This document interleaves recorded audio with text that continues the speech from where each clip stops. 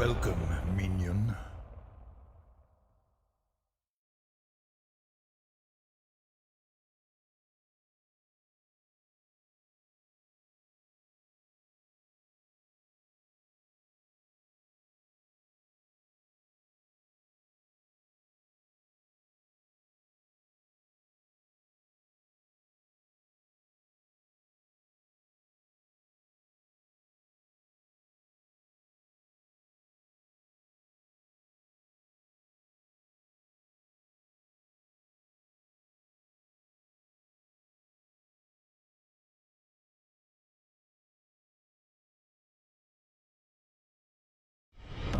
Welcome, minion.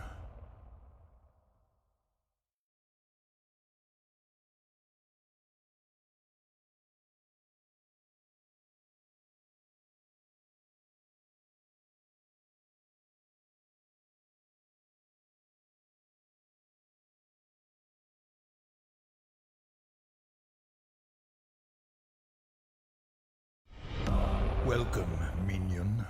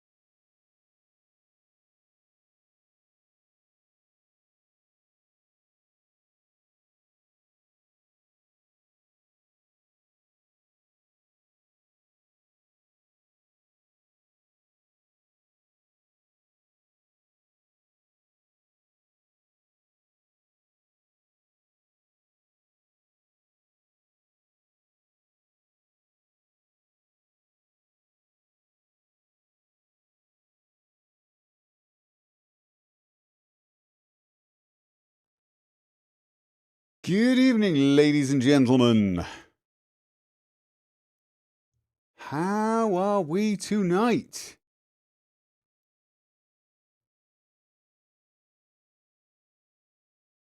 Okay, we can see the chat. We can definitely see the chat.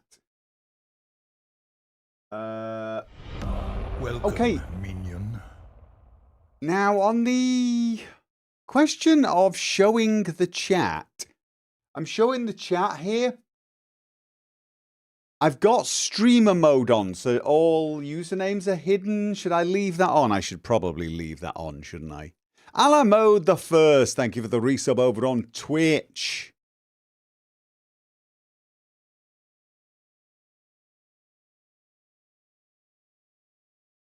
Don't really have anything to view on my machine yet. I don't know. Maybe we will eventually. Who knows? Who knows?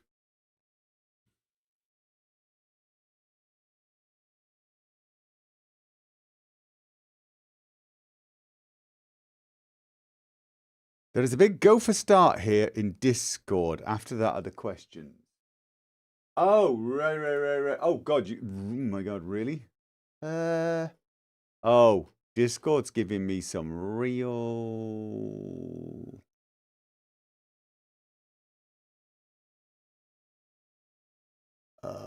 where is it? Go for start from here. Found it!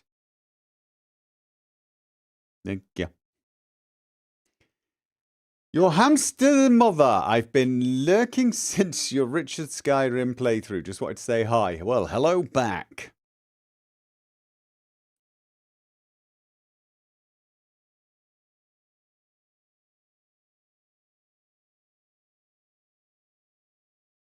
All right. Okay. So, yes. So, basically, me and Shane normally play tonight. Grounded 2 or something else. But he's away, and I was going to play The Outer Worlds 2, but there's just so much that has been on. So I thought I would do the questions, but I think first of all, we have got to talk Welcome, about minion. the recent trailers that dropped. Now, I didn't see the entire game showcase, whatever it's called. Nazgul, thank you for gifting subs. But yeah, but of course, I mean, the big thing has got to be Witcher 3. I mean, that's the thing everyone's talking about. That is the thing that absolutely everyone is talking about.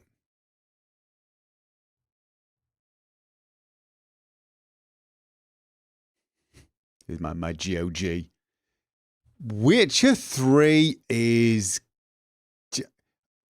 I still don't quite like the way Witcher... GOG does its interface. View in store. Let's view it in store.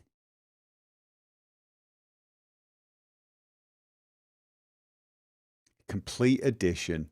Metro was also a thing. New update for Witcher when? Right, okay. So, guys, correct me if I'm wrong here. Correct me if I'm wrong. I'm not looking at the Discord chat for backers yet. I'm looking at general chat yet. First question is list of games. Yeah, well, to be honest with you, we just need to talk about a few things. This is I'm going to answer a lot of questions, but I really do want to cover some ground on what I'm thinking. If it turns out I answer a question in advance, great, right?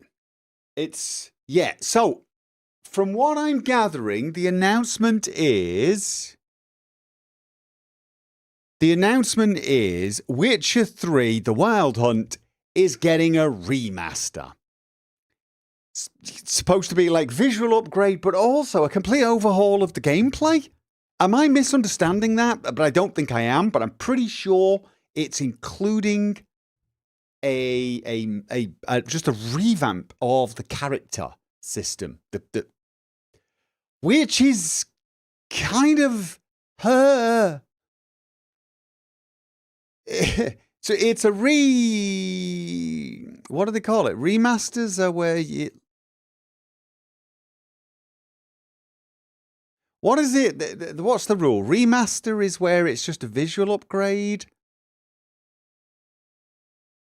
Or is remaster a proper overhaul of the game mechanics as well? And it's a remake, right? Yeah, remaster is a visual upgrade. Remake is like the game, but with like new mechanics. This seems, or like it's got usually a whole new engine. This is closer to a remake than a remaster by the looks of Disneyfication of a masterpiece. Well, I doubt it. I don't know what Disneyfication means, though. I don't think they're changing the story, if that's what you're worried about. It's going to be, the game's going to be, I think the story, the dialogue, they're not getting in to do new lines or new writers to do new, it's the same game, but I think, like, the character build system looks different. I'm sort of hoping the inventory system has been streamlined. I'm hoping they learned a lot from Cyberpunk, and they've reduced some of the weirdness of their loot system. Mark, thank you for the $5 New Zealand dollar super chat. Morning. I dumped an analysis of some possibilities in Discord for the viewers. Okay. Well, I will look at that. Remaster is what they did to ES4 Oblivion. Remake is what they did to Final Fantasy VII. Yeah. This feels like it's more of a remaster, but like the fact that they've redone the character build system, it feels like the same sort of thing they did in Cyberpunk 2.0. It's kind of, it's more than just a facelift. So the remaster is coming in a month. Now, I'm assuming when the DLC comes, that's going to be a sort of must-have Let's Play for me, right? But that's not coming out until next year, I think. Again, correct me if I'm wrong, guys. That's a 2027 thing. It's an update in the skill tree. Image, it won't be a super big. Well, yeah, I mean, is it just... The remasters this year, DLCs next year. Right. So, I've got a year before I have to do a Let's Play. But, here's the thing, right? I was thinking it would be nice, assuming it's possible, and I assume it is, to do the DLC on the save I did my Let's Play on. Basically, which is basically I'd finished everything, more or less everything, and I'd done the end, and I'd done both DLCs. So, I'm thinking to myself, continue on. Like, that way there's a continuous series, right?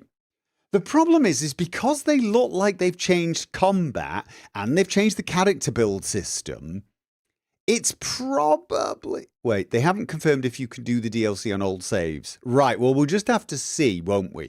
But the game, you've got to remember, the game itself ends with you still being able to play. Witcher 3 actually, you know, you do the main quest, you do all the DLC, and you're still there. Capable of doing stuff. Right, you should probably look into the remaster before trying the DLC. That's exactly what I'm thinking, Nibbenin.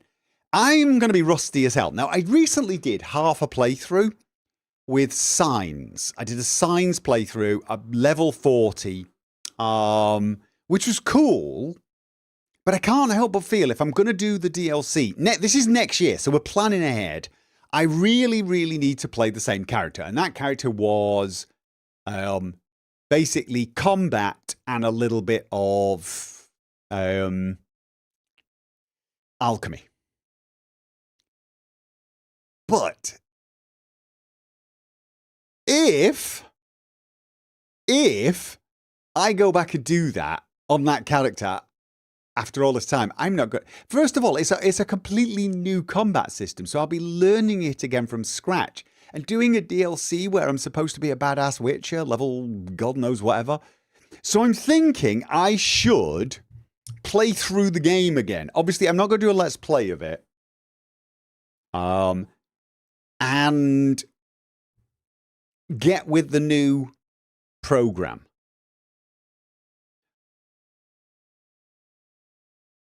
You can start Blood and Wine before you finish the main game. Yes, you can. Fairly sure I did Blood and Wine before I finished the main game. Didn't I? Or did I? I can't remember, actually. It's probably a force of respect because they're changing skills. Exactly. So, I feel like I need to replay it. And because I want to do the DLC with the same sort of characters, because it's so it carries on, what I want to do is either do a whole new playthrough where I do the exact same things. I choose the exact same things and basically go the route of combat, learn what the build is, get used to the game, etc. So I'm ready for the DLC. And then I can continue on with the DLC as if it was a continuation of my Let's Play. Or I could do NG Plus with that save.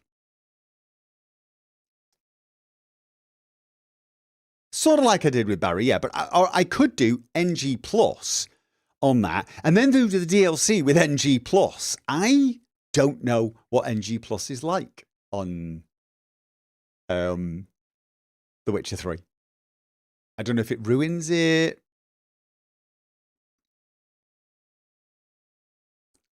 Do people generally think The Witcher 3 has replay value? I mean, it depends. I mean, on the second playthrough that I started, I was going Signs. I was going to go with Triss. So yeah, it's got some replay value. Partly for just a different build, partly to make some different choices, I guess. But it's one of those games where, yeah, the first playthrough you do is kind of that's your canon playthrough. It is. Which is why I want to do the DLC on that character, if you get what I'm saying. So, Of course, I could do just a brand new playthrough and just when the DLC comes out, just get used to the game, get used to it all. Not necessarily play the exact same thing, and then when the DLC comes out, reload that original save, tidy it up. But then at least I'll be used to the combat. I'll remember the story. That's probably the best thing to do, isn't it? Just do a complete playthrough of all by myself, learning the thing. It's a shame that I won't be able to continue on with my signs build, though. It is a shame. Because I was enjoying the signs playthrough. Definitely way more powerful than a Blades playthrough. The signs playthrough on Witcher 3 is just OP. But like I said, I feel like I need to do it on the Blades. I need to do it from that character. So that's what I'm thinking. So I might do some streams when the remaster arrives. I may do some streams. And then next year sometime, I will do a Let's Play. Maybe they will make it more wizard-like? Oh, God, no. I hope they don't change signs that much. You shouldn't be a sorcerer.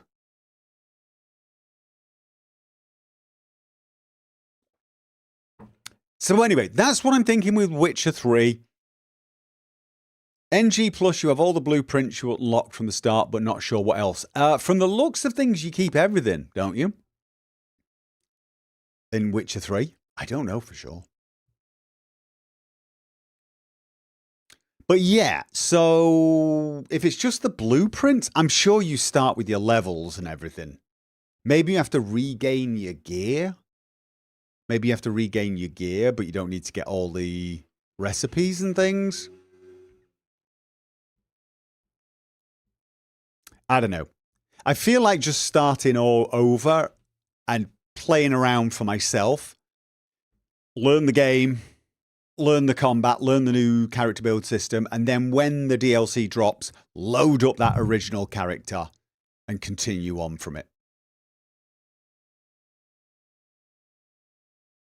Signs have always been primitive magic, so don't expect mage-like update. No, and they shouldn't. They shouldn't. The signs... I mean, how they do them and how they interact with the world and how you interact with them and plant them, etc. That could change.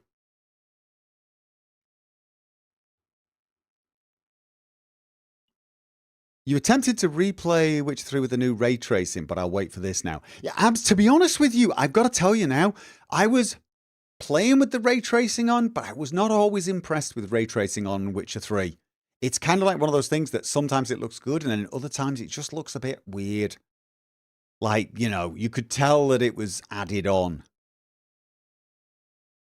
You could tell it was added on.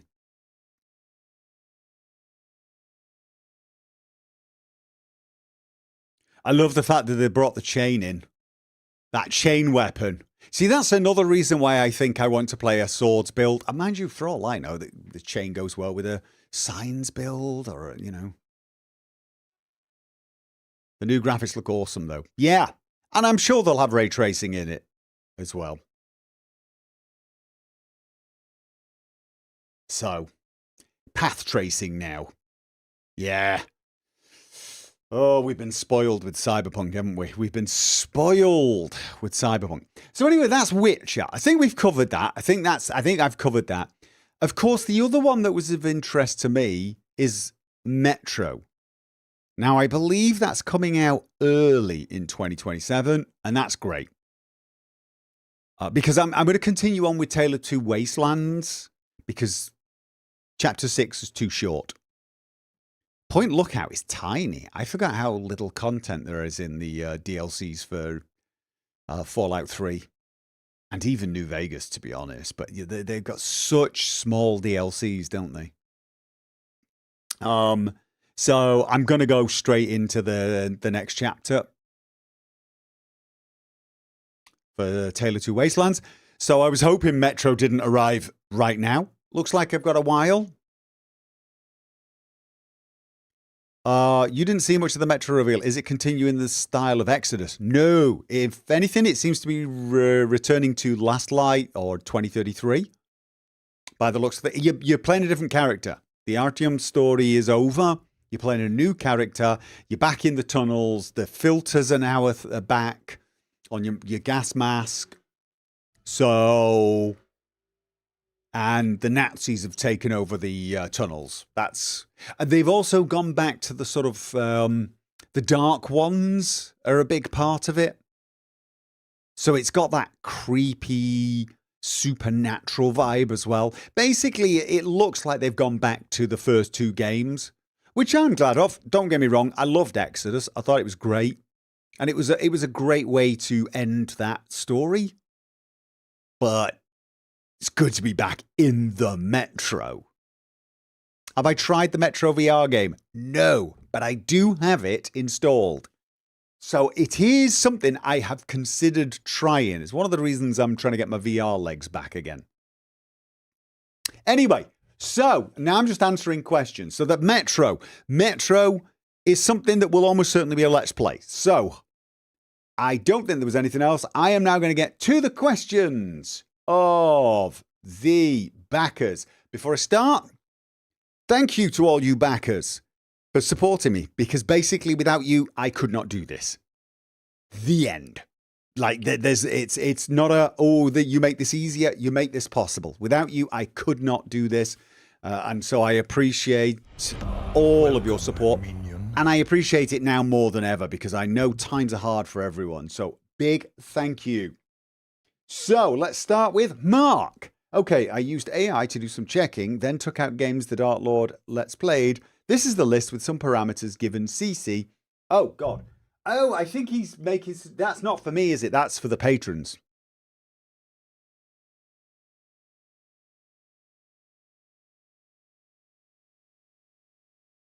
Oh, yeah, I forgot to mention Dawnwalker. I didn't talk about Dawnwalker. Dawnwalker grabbed my attention. Yes, my current dilemma, and I'm going to tell you all right now, is what to play after Skyrim. Perhaps before I do answer those questions, I should probably actually just bring you all up to speed on where I'm at, because it might make answering some of the questions easier. The Leonard chapter 12 has ended. However, I released today a very short video, which is just something I wanted to do with Leonard, but couldn't really get into the chapter. There's also something else that I've wanted to do with Leonard since playing the Bard's College that I also didn't manage to get into the chapter. It just didn't make sense with the story. So I think I might make another quick short video of Leonard doing this one thing I've just wanted to try. I won't tell you what it is. Are you guys okay with that? So that there'll be another quick Leonard short. And I might do that every now and again. I might just suddenly have an idea and think, oh, Leonard should do that. And then just run off and do it. So if I don't have a chapter's worth of stuff to do, but I suddenly think of a Leonard 5, 10, maybe 15 minutes, maybe it'll be half an hour. But I just think of something that I really want to do with him, but I can't figure out a chapter around it. So I just think, let's do it. So you'll just get these random episodes. So, okay, so you guys, I assumed most of you would be okay with it. But yeah, all right, so but obviously that's going to end sometime start of next week. Here's the problem. I don't know what to play after it. Tale of Two Wastelands, I'm going to finish next week. Sometime, I think end of next week. But I'm just going to go straight on to the next chapter. Going to do Broken Steel. Back to the Capital Wasteland. And so that's easy. That's brain off. I've got that one sorted. I'm doing at least one more chapter of Tale of Two Wastelands, which may well bring that particular playthrough to an end, because Into the Pit is not exactly compatible with the character. And that's all that's left to do. Other than maybe go to Vegas. And frankly, I'm just not totally sure how that would work with that character either. I mean, I'm not ruling it out. I am not ruling it out. But like he's already massively, he's quite powerful, he's quite strong. But I've also heard it just sort of resets your character and you have to learn everything over again. And honestly, that just feels odd. That feels very odd to do with a character like Joshua. So I'll have to think about that. But also, the question would be, I mean, the reason I wanted to play Tale of Two Wastelands is I wanted to do Fallout 3. That's what I wanted to do. I hadn't done it for ages. So, you don't have to reset the character going into Vegas. Okay, so I can continue on. I mean, yeah, that's an option, but then he's almost at max level probably at that point. So he's not really, there's no character build progression either. So I just don't know. I'm sort of hoping by the time I've done that chapter, what we will get is a Fallout 3 or a Fallout New Vegas remaster. And, if there was a Fallout 3 remaster, one of the things I was thinking is I might do an evil playthrough. So it'd be Fallout 3 still, but go all in evil. I've really rarely done that, and I've not done it in New Vegas either. I still don't know how I would do that. I'd have to join the Legion, but wow. I hate the Legion so badly. I'd have to really roleplay the living crap out of that. But yeah, so that's one of the other reasons I'm thinking Tale of Two Wastelands might come to sort of a natural close, because we are expecting some more Fallout games. And people have also asked me for Fallout 4 or Sim Settlements 2 playthrough, and I'm open to that idea. So anyway, so let's not go beyond one more chapter of Tale of Two Wastelands. So that's the current plan. That is the current plan. Skyrim ends, something takes over. Tale of Two Wastelands ends a few days later, but Tale of Two Wastelands carries on. What replaces Skyrim? Currently, the options seem to be, I've been toying with the idea of the Gothic remake, but the Blood of the Dawnwalker looks really interesting. And at the moment, those two seem to be the biggest options. Because the Gothic remake, I don't know much about it, but a lot of people rave about it. But the Blood of the Dawnwalker really interests me. It's by a lot of devs who left CD Projekt Red. It looks like a really, really interesting concept. Obviously, new game, always a risk, but feel like that's worth it. So that's where I'm at. That's the point you guys come in. Let's see your questions and see what you guys think. Right. Let's have a look here. I'm looking at Mark's tiny little image. Oh, he's just suggesting games. All right, I'm going to go straight to the questions. Mark placed a hefty list of potential games we could discuss, yada yada. Snake Doctor, first question for Gopher. No, this is not mod abuse. I'm a backer. Will you be playing Blood of the Dawnwalker? So we've got one vote for Blood of the Dawnwalker, I'm assuming, Snake Doctor. Echoes, any temptations to do another Witcher 3 playthrough? Yep. Done that one. What about Skyblivion? Plans, news, anything? I've still got, I'm not going to say who it is. If it hides it, it hides it. Skyblivion? Yes. I want to play Skyblivion. The question is whether or not I do a Let's Play. News, I've got none. I was told that it could be 2026, but some people say probably 2027, but no one seems to know. We're due for a quick horror game. I'm looking at some of the other chats. Guys, horror games, I mean, Blood of the Dawnwalker's about as close to horror as I'm willing to replace Skyrim with. I don't want too much horror and post-apocalyptic together, if you get what I'm saying. Blood of the Dawnwalker I probably will make an exception for because that feels more like fantasy. But I feel like post-apocalyptic and horror might just be too much darkness in one go. For all I know, Blood of the Dawnwalker's dark. Probably is dark, but I just so want to play that one. So yeah, does anybody, I'm looking at the chat, does anybody know anything about Sky Oblivion that I don't? Does anyone have any news? Because there's definitely an option. Oh, Nazgul actually suggested that I should play E33. Would that be a good Let's Play? I don't know. Would it be a better Let's Play than the Gothic remake? I mean, I've heard great things about it. The question is would people watch me play it? I know you would, Nazgul. You suggested it. All right. So that, well, let's put that on a possible list. But Sky Oblivion, unless someone has got, right, you saw that they still aim for a release this year. If it comes out this year, what my plan is to install it and then stream playing it and get a feel for it. If the dialogue has been Skyrimified, I'll let's play it probably. If it's been left as Oblivion dialogue, I'll stream it.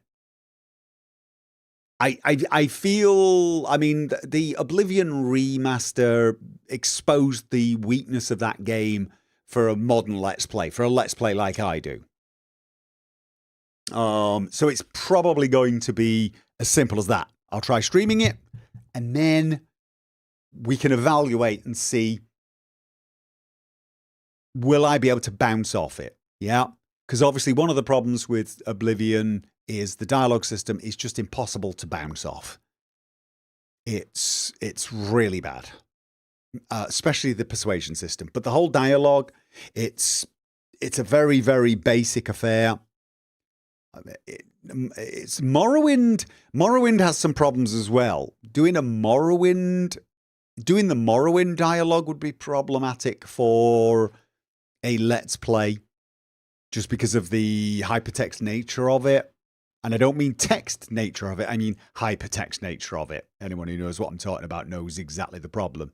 The Morrowind dialogue system is really, it would be very hard to bounce off as a Let's Play.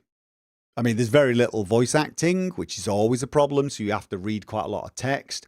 The problem is a lot of the dialogue is repetitive lines from clicking single words. And honestly, I think I would get very, very tired of trying to role play around it. Oblivion would also be tiring. The persuasion system's impossible to deal with from a role play perspective. So,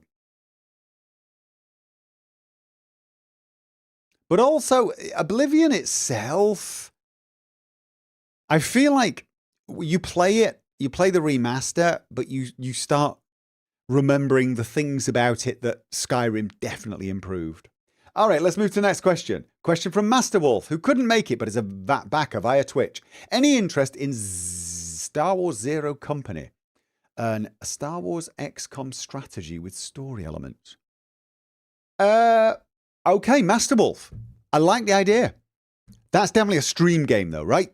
Star Wars Zero Company. Quorico sent me something similar, but that's Rainbow Six, but it looks like a tactical game. I'm definitely open to doing a stream sort of thing of that.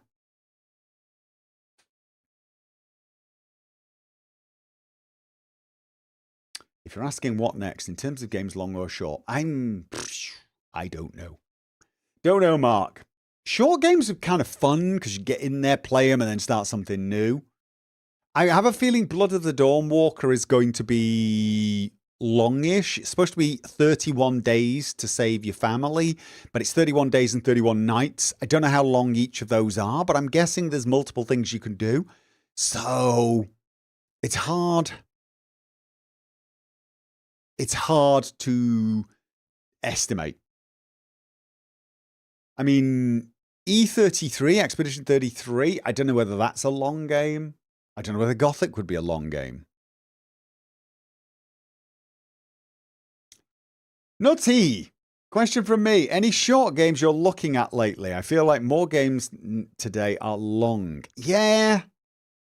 Yeah. Oh, and you've asked if I've got any more plans of the short videos. Obviously, yes, I do.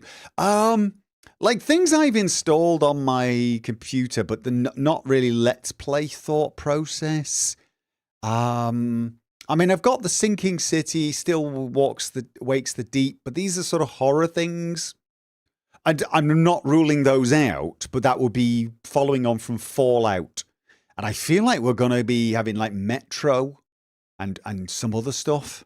So at the moment, I'm feeling like something slightly more fantasy-ish or lighter, I guess, would be the best way to describe it. With something like a vampire game being about as dark as I would be wanting to go. Cthulhu's just too dark. Yeah, so no, I'm not really sure. Let's have a look. Did you watch Fallout Season 2 on Prime? If not, I order you to do so. It's so good. Yeah, I've not seen it yet. I think I keep secretly hoping my daughter and her fella will finish watching the first season and then I can watch it with them. I'm going to poke them about that, actually. But no, I've not seen it. Snake Doctor. You got through a lot of games that you are making it very difficult to add anything to the YouTube schedule over the last few years. Is that a blessing or a curse? And what? Oh.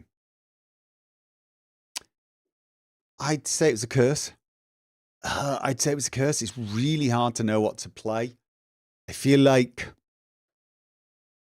yeah, I just don't know. Everything feels risky. Everything feels, I'm nervous about starting something in case I start it, get 3 episodes into it and think, not feeling this. Because then if I stop playing it, everyone will be like really annoyed with me.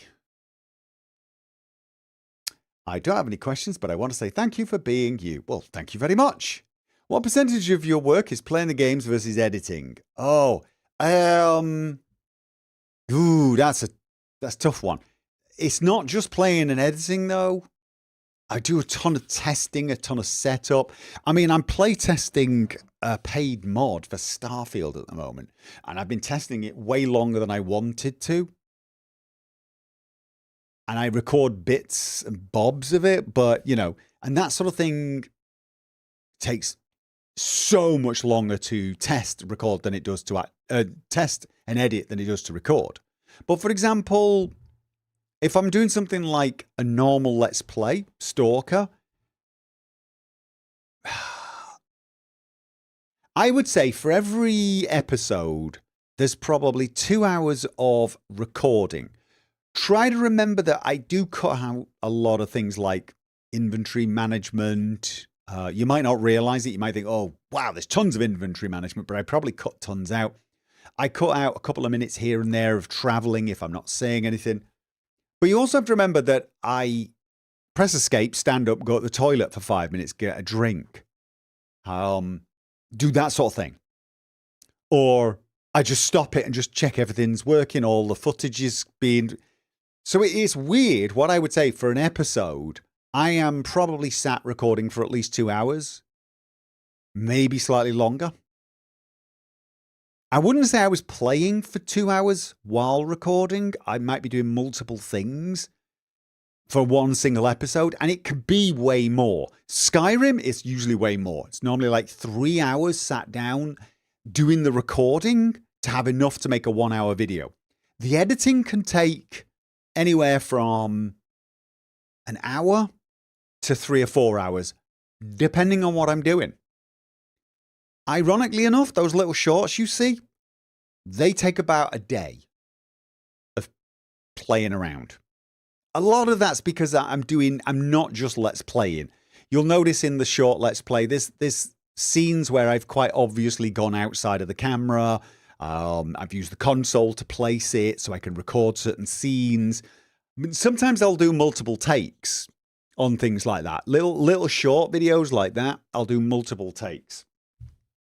Usually you can tell where I'll be doing the sort of takes. Usually it's on the bits that have a kind of prelude, pre-planned feeling to them almost. Like the end of Leonard and Hooch. Sorry, Leonard and Pooch, which just got into my head, and I had to do. So yeah, they can take longer than you think. Let's have a look. Question. Regarding Skyrim Let's Play, which character did you have the most fun with doing? Oh, that's easy. Derek. Derek, my VR character. Richard was fun and a little difficult. Leonard was, I wouldn't even say Leonard was fun. It was fun. No, it was fun.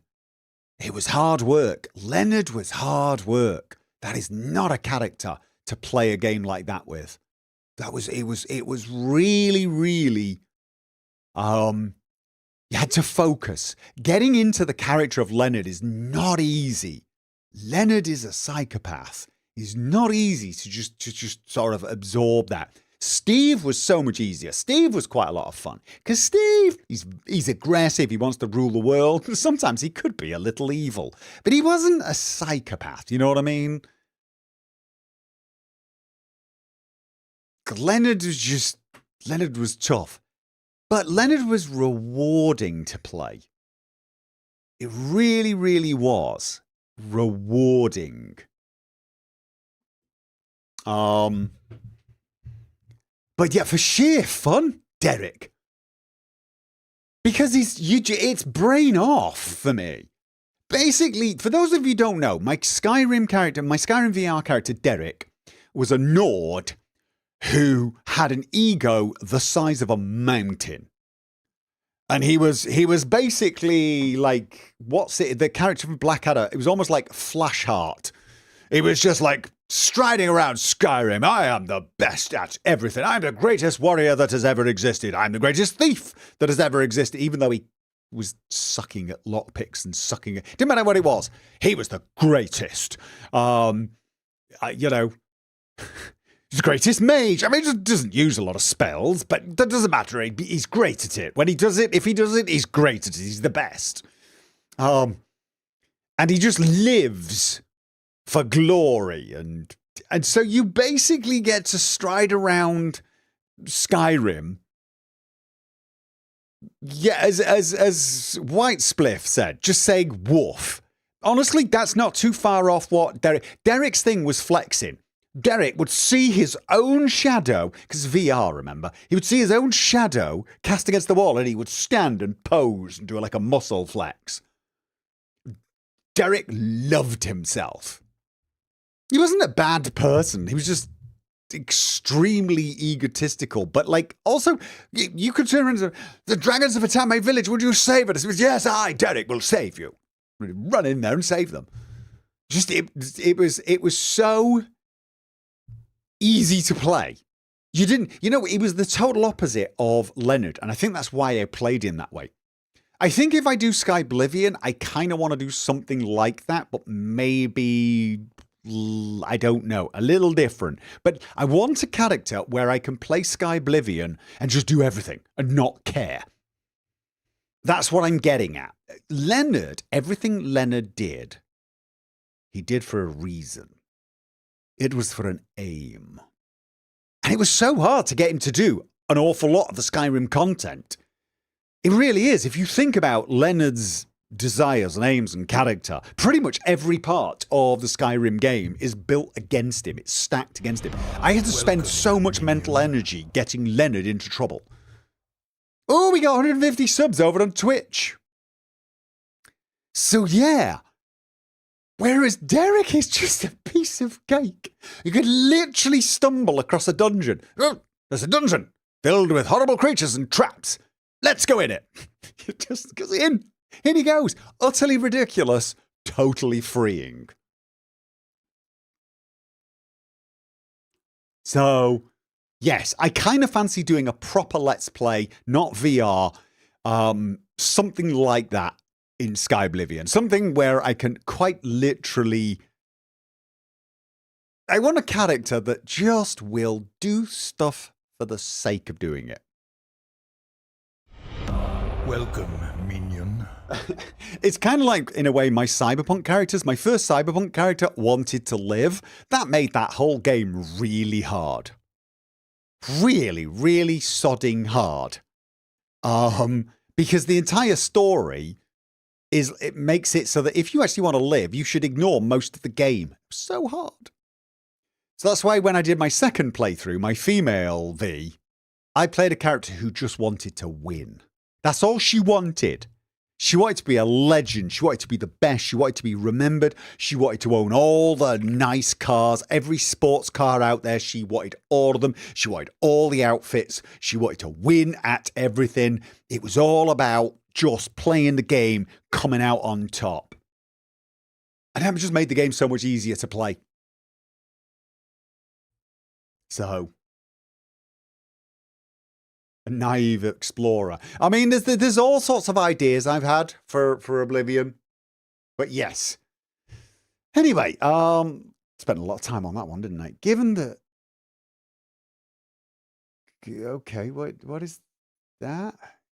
Given that God is infinite and the universe is also infinite, would you like a toasted tea cake? Is this a meme? Yes, thank you.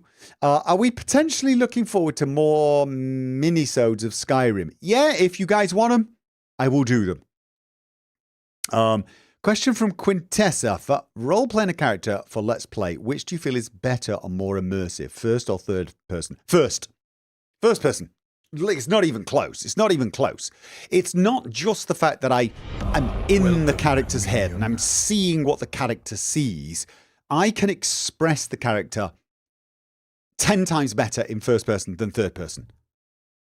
It's one of the things I realized when I tried, believe it or not, it's when I tried to use a controller to play the Barry playthrough in Fallout 4. Welcome, minion. Oh, good grief. Nazgul just gifted subs to all live followers over on Twitch. That's 35. Thank you very much. Wow, didn't I have a goal of, I think we've just blitzed it. Thank you very much, Nazgul. I've forgotten. What was I saying? I'm totally lost now. Oh yeah, so it was, believe it or not, and I was going to play it first person. But it was, I decided to play it with controller because Barry was a character I played on console. And, I had no skill whatsoever at a controller. So Barry just stumbled around relying on sheer blind luck, right? He was like intelligence 1, luck 10, and just a great shot, but like partly because of luck. And I was going to play it using the controller and play with that just to keep the feel of Barry. But it was when I tried that, I suddenly realized I could not show emotions with a controller as much as I do with a mouse. In fact, at all. And it was then I realized I do a lot of communication with the mouse, where I look and how I look. I do it without thinking. It's not a thought process I have, but when I look left and right, up, down, how I move, look, how I turn, and I just cannot do that in third person. I cannot do that in third person. So yeah, first person's just superior. For that, I'm not saying third person people don't come at me. I'm not saying you can't play third person or role play third person, but just for me, my style of play, it's just so much easier to be there in their head. So, yeah. Were you still going to do a playthrough of Horizon Forbidden West? I was never really thinking of a let's play, but definitely a playthrough, yes. My son's very disappointed that I've not played it. More of a statement. You're probably unaware that your favourite Norway player, Haaland, has had a short back and sides. No, I did actually know that. I knew he had his haircut, and what was his name? Slavic. The freaked out about it in a good way, in a nice way. Yep. Oh yeah, we're doing football talk now, guys. Even more boring than Formula One talk. We start talking about Erling Haaland. Have I seen the Fable gameplay trailer? I've not. Would you play that if you get spare 100 hours? Is it a really long game? I must admit, I was thinking of playing Fable. Is it a really long one? Zlatan, that was him, yeah. Oh, I don't. Yeah, I'll consider it. Any plans for the last KCD2 DLC? Yes, I'm going to play it. Okay, so here's the thing with the KCD2 DLC. I was actually going to continue on the playthrough shortly after, and then stuff just came up. I've done a second full playthrough of KCD2. I did a completionist playthrough, but I didn't do that DLC with him either. So I've still not played the DLC. I've still got the save, my Canon Henry, and I've not played it. So I am definitely going to play that, and I will record it. I don't think it'll be a popular series. I don't think it will, but I feel like I owe everyone that. And yeah, I will. I definitely be doing it. I still think that's one of the greats of all time games.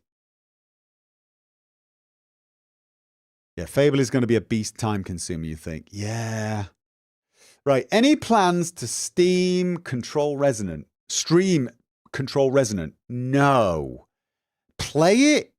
Maybe. I liked Control. I do not think it makes a good stream game.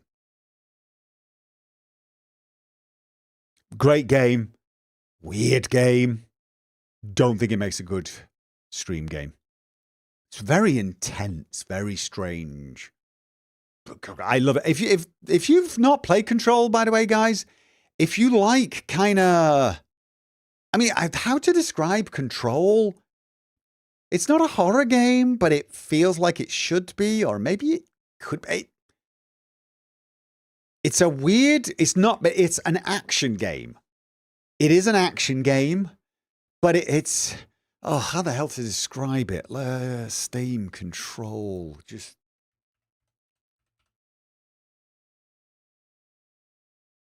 They describe it as action, supernatural, story-rich. Yeah, it is a story-rich, supernatural game. So not horror, supernatural. And it's such a weird concept. And the powers you get are absolutely, oh, they're amazing. It was so much fun to play. Beowulf, thank you for the 50 Swedish krona. Do I think Fallout 5 will have a workshop like Fallout 4? Yep. Do you think it would be better now that Todd Howard is gone from Fallout? Nope. Okay.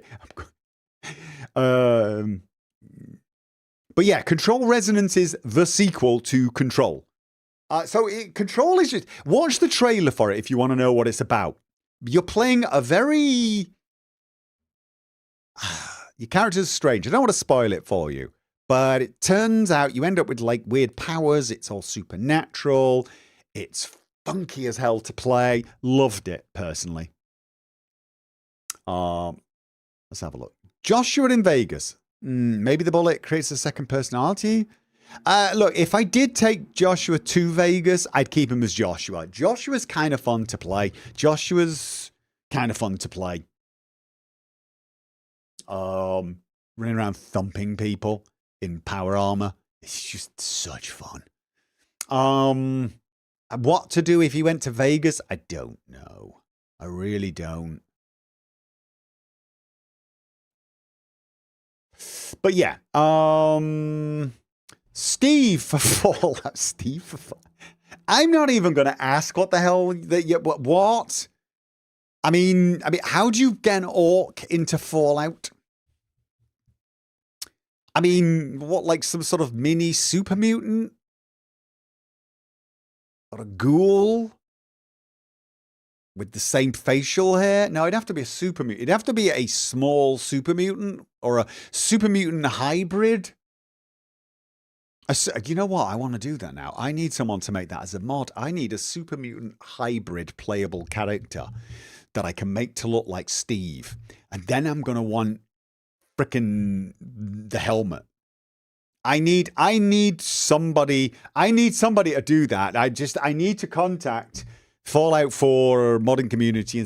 We need I want him to be human size in height, maybe a little higher, but basically I want him to, no, actually about human size, because we want to be able to just play the game normally. But basically look a bit super mutant-y, maybe have some slightly orcish. Basically, I want an orc. I want a playable orc in Fallout. That's what I want. Oh god, though, the voice. It would just be wrong. I'd need to remove the voice protagonist. I'd need a mod that removes the voice protagonist. Yes. Okay. Yes, there you go. Liking it, loving that idea, loving that idea. Steve. Yes, Steve fell through a rift in Skyrim and woke up in the Commonwealth.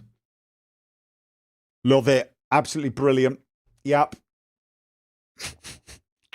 Let's make that a thing. Fallout 4 modding community. Playable orc race. What about doing a live stream with some Sky Oblivion devs before it comes out? Ooh, don't mind doing that. Don't mind if I do. But they're probably very, very, very busy. Are you looking forward for new recent games? What about a game like Detroit Become Human? I've heard that's actually a good game. I wouldn't mind trying that sometime. When you play Witcher, will it be modded? Oh, no. Once I might use... Here's the thing. Hopefully, by the time the Witcher DLC comes out, all the mods will be updated. The only mod I can imagine using is... What was it called? Was it called Friendly HUD? The one that hides all the HUD elements. It's basically immersive HUD for Witcher 3. I started making an immersive HUD for Witcher 3, and then someone made... I think it was called Friendly HUD. And it was like 50 times better than the mod I was making and 50 times better than I was ever going to make it. And I was like, that's it. That's Friendly HUD. I don't know why it's called Friendly HUD, but then, hey, why not? The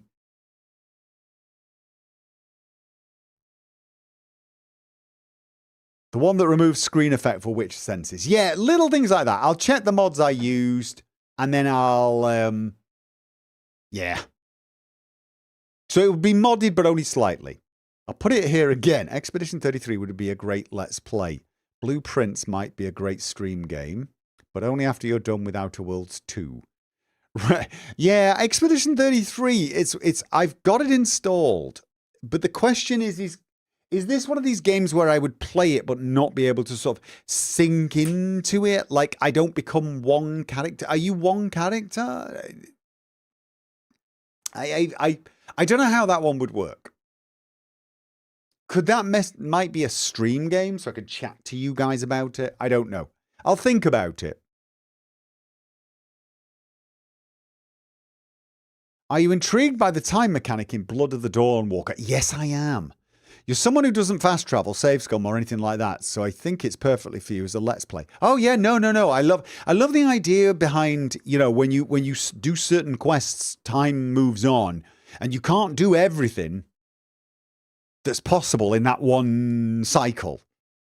So you got to make some choices. It makes me sort of feel like it might feel a little bit like Vampire. The game Vampire.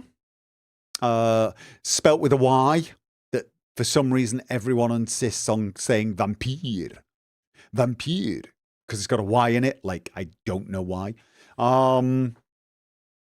So... Maybe that's what the devs call it, but the vampires in Vampire don't actually, as far as I remember, they don't call themselves vampires. But yeah, so that's the sort of feeling I got.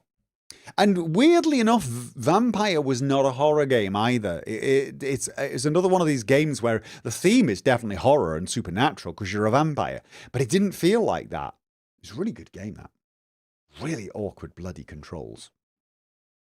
There is a short, super British silly game. Thank goodness you're here. Could consider that.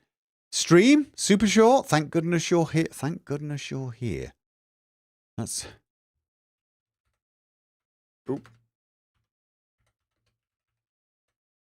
Thank goodness you're here.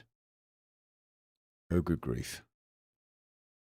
Thank goodness you're here as an absurd comedy slap performer set in a bizarre northern English town of Barnsworth. Okay.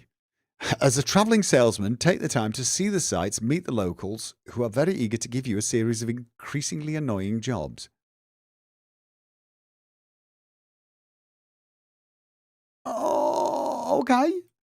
I'm not against that. Is it a quick game? Is that one of those ones I could play while waiting for dawn of the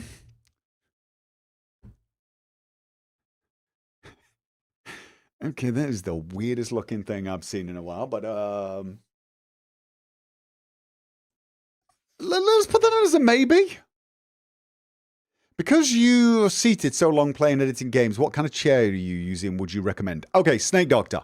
What I would recommend is not sitting for long periods of time. In fact, I'm going to get out of my Titan, that's the chair, and I'm going to raise my desk. Because in actual fact, because I'm just talking and not playing, might as well stand. I try to do my editing standing. I try to mix it up.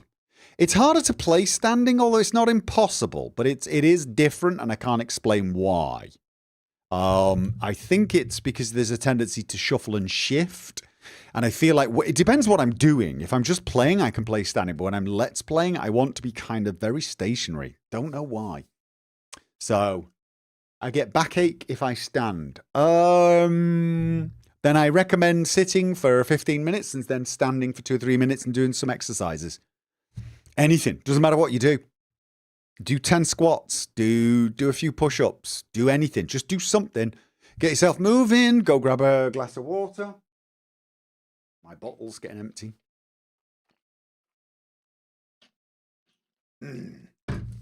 That is what I suggest. There are seats that will be much more comfortable to sit in for long periods. I do not recommend sitting in them for long periods. Just end of story. Minion. Try to vary it, try to move, try to get up. Just try to be, I would say, one of the best lifestyle tips I could give anyone is, at the very least, once per hour, do some exercise. I don't care what it is. And I don't mean like stick on your jogging shorts and build up a sweat. I literally mean, you know, Minion. go and do 10 very basic squats or something. Do a few push-ups. Hang from a bar if you've got a bar. Hang from a bar for just 30 seconds. Just do something for a few. Just to have your body wake up. Then go grab a drink. Then go back and carry on working. That, I tell you now, that will probably do more for your general health than going to the gym twice a week. And it's not that hard to do. It's a habit. It really is a habit. It's like having water in a water bottle nearby. Just get into that habit of doing something other than sit down. If you can do it every half an hour, all the better. But just anything. And again, I'm not talking about like a huge amount of exercise. I'm talking about do anything. Do something. And it doesn't have to be the same exercise. In fact, I would probably recommend not doing it. If you can hang from something, if you've got something you can hang from for 30 seconds, that's fine. The next break, do your squats. Or just jump up and down for 60 seconds. Just bob up and down. If you like dancing, put on one track and dance around the house. No one's looking now. Yeah? Do something. Get moving. Then go get your drink. You don't need to tire yourself out. Don't make it so it's a chore. Don't make it so it hurts, because otherwise you'll never do it. Just do anything. If it's something you can do in 10 or 15 seconds, probably even better. Just get down. Give me 10. If you can't do 10, just do them on your knees. Do one. Doesn't actually matter. As long as you get up and think, oh, okay, your body's woken up. Preferably something that just activates you head to toe. Do you know what I'm saying? That's why I'm saying hang from a bar or squat or do a push up. Anything that just gets you just to squeeze your tummy and back a little bit. I can't take all this sensibleness. Cardio will prolong your life. It absolutely will. I'm not suggesting you shouldn't go on train. I'm not suggesting you shouldn't do cardio. What I'm suggesting is a few seconds, a couple of minutes every hour doing something that would, it's not about getting your cardio or even your strength. It's about being mobile for a minute or two. It is. It's about being mobile for a minute or two. And it could be anything. It could be anything. Stretch, touch your toes. Do 2 minutes of stretching. And just vary it. Do different things. Stand on one leg for 2 minutes, or a minute if you can't handle 2 minutes. Stand on one leg. Time it and then stand on the other. Yeah, just do that. Pick randomly silly things to do. Things that you can do, that you will do, but don't push yourself too hard. I'm not suggesting you shouldn't train and push yourself hard as well. I'm just saying throughout the day, if you do something that's just a little bit physical, you will find yourself like aches and pains sitting on the chair, getting that backache will disappear very, very quickly. So, walking 60 minutes a day makes it 10 times healthier. Right, look, again, the problem is 60 minutes is an hour of your time, and a lot of people go, oh, I just don't have an hour. If I say to you, just take a minute every hour, yeah, or 2 minutes every hour, you do that 8 or 9 times, and suddenly you're up to like almost 20 minutes of very light mobility exercise. And there's no excuse for not doing it. Because everyone takes breaks. No matter what your job is, you take a break. You take a break to go pee. You take a break to get a drink. When you stop for that break, quickly do a quick mobility exercise. Very, very quickly. When you go for lunch, just, all right, lunch. Hang from the bar, 10 squats, woof, right, off to lunch. It doesn't interrupt your day, so you got no excuse. And again, I'm not saying you shouldn't train a couple of times a week as well. Do your cardio, do your strength training, do whatever. But if you just here's the other thing. If you do that throughout the day, you will actually feel more energetic. So that when you do good training, it'll feel easier. That's just my hint. That is my hint. I'm not suggesting you need to do heavy exercise. I'm just talking about something to get the kinks out your back. Anyway, what are we doing? Gears of War E-Day, not as a Let's Play, but as a co-op live stream with another creator, so you have a gameplay. Oh, like Che, I'll talk to him about it. Gears of War. I've never played a Gears of War game. Speaking of Derek, more VR Skyrim when? Okay, I need to get my VR legs back, but I haven't ruled out VR Skyrim coming back. I do, unfortunately, need the Leave software to work. One of the things I found with Derek was people couldn't watch it before I started using the stabilizer. And Leave, for some reason, crashes with Skyrim now. Or it crashes Skyrim, I can't remember which. I should probably check that, but I will. I'll see if it's, because it was just, it was a bit of a lifesaver that Leave had this stabilizer program. There's probably other ways of doing it, but Derek was Mr. Bombastic. Yeah, that's a good way of putting it. I'm watching some of your old playthroughs at the moment, and what strikes me is most how you used to talk about glitches and other things and broke the fourth wall. Yeah, I tended to do more like I was live streaming, but now you're much more immersed when things like that happen. Was that a conscious decision or something that just happened as you improved as a role player? I think it was a mixture of both. Some people did complain. Some people complained.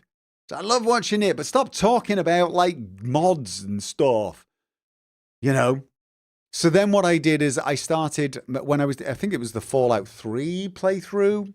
The character Will. I think what I started doing was releasing a video for a few minutes before the episode where I talked about the mods and changes I'd made, and then just went into playing Will. Now, but I used to talk about. I used to sort of basically, hey, welcome back. Here we go. We're going back in, and off we go into a dungeon. And then at the end, I'd say, I think I'm going to leave it there. You know what I mean? And I think that was where my "and we're back" came from. I used to get back in game, and we're back. And that was sort of a catchphrase, wasn't it? I can't remember. The reason I stopped doing that was because I stopped doing, like, I used to play for half an hour or something and then stop. But then I started making more episodic, like 45-minute episodes, and I started editing them more like it was a TV series. And I always wanted to end on a good moment. And then I always wanted it to start in a way that kind of reminded you of where we were without me having to come back and say, oh, okay, so we were here about to do this. And that's, do you know what I mean? So it was less like a live stream and more episodic. So it just started to get like that as I just slowly but surely disconnected. I mean, I still do that when I first get into game. I get in game, I go through all the I refresh my memory as to where I was, make sure all the controls are working, go through all the usual gamer stuff. I just don't show it to you anymore. Do you like the mod talk during Let's Plays? Yeah, I mean, I think the problem is there's some people liked it, some people didn't. And the people who didn't like it complained. The people who liked it said nothing until it had gone, sort of thing. But it was kind of, they didn't realize it had gone until they'd thought, I haven't heard one for a long time. So by then it was almost like my style had changed quite dramatically. So I think this is why streaming is kind of nice. Streaming is almost like the way I used to play. I'm talking to the camera more. I break the fourth wall quite a lot. Whereas when I I don't break the fourth wall exactly, but you guys know when I'm talking to you in my Let's Plays. But I've got plausible deniability that I'm not. So, yeah. No, I mean, I understand why people might miss it. I do. Sinking City and its sequel looks good. Yeah, definitely. I love Hank merch with Hank. Yeah, I don't know. I'll probably get like copyright claimed on that. I mean, Hank's just a Nosferatu. Mind you, they don't have a... I'd need to get an artist to make me a Nosferatu. But it's Nosferatu in a gimp suit. Really reluctant to ask my daughter to do that. Any plans on playing Fallout 3 Remaster? Yes. What about Fallout 3 Remaster in VR if possible? Well, to be honest with you, surely the best way to do that would be to wait for Fallout 3 to get ported to... There is a Capital Wasteland project. Because that would then probably be able to run on Fallout VR. I do wonder if Fallout London could be converted to VR. That'd be interesting. You played Red Dead Redemption 2 in first person as Arthur on foot, but third person on horse. Was there a reason for that? Yeah, there are two reasons for it. One, riding a horse in first person's sort of nauseating in quite a lot of games. Kingdom Come Deliverance 2 is strangely enough not that bad, but I think it's something to do with the way the controls work. The second reason is... right, when you're walking in first person, you've got a lot better idea of where your shoulders are, right? When you walk through a door, you've got a better idea of it. You don't need the peripheral vision, is what I'm saying. You don't need your peripheral vision. So you can walk through crowds of people in first person and not bump into them. On horseback, if you were to drive through a crowd full of people on horseback, it's quite stressful. Think of Kingdom Come Deliverance. You're constantly glancing left and right because you've got no peripheral vision. It's even worse with big vehicles. Driving carriages in Red Dead Redemption 2, it's just stressful. It's because you don't have that sort of awareness that you have in real life because you're looking at the world through a tiny window just in front of you. So it's a mixture, really. I would love to have played the whole thing in first person, but it just...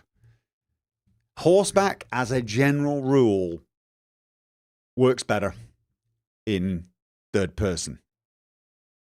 Kingdom Come Deliverance forces you to do first person. I got used to it, but you'll also notice Kingdom Come Deliverance has pretty good auto follow on the roads, but also you generally get off your horse when going through towns, or you go very, very slowly.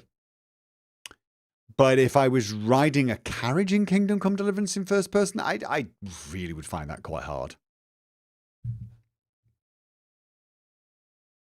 Speaking of, do your kids' video gaming preferences align with yours? No. Do you have family fights when you like some games and explain to your kids why they're wrong for not liking it? Nope. I let them. They play Roblox. They play all sorts of other things. My son keeps trying to convince me to play certain games, but they're just too bright and explodey and colourful and insane. And I tried playing TF2 with him, but we got annoyed because we kept getting rebalanced onto different teams. So we'd join a server, join the same team, and then suddenly we'd get auto-balanced to other teams, and it just got too annoying. So there are some games we like. He liked Horizon Zero Dawn. He's played Horizon Forbidden West. I've not. So, there are a bunch of games he plays that I like and vice versa, but there's also a lot of games that he loves that I can't deal with. You liked Control. What about Alan Wake? Same universe. Might be good. Is it the same universe? I've got an Alan Wake playthrough on the channel, demonetized.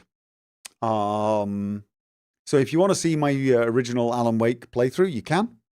I didn't do Alan Wake 2 because,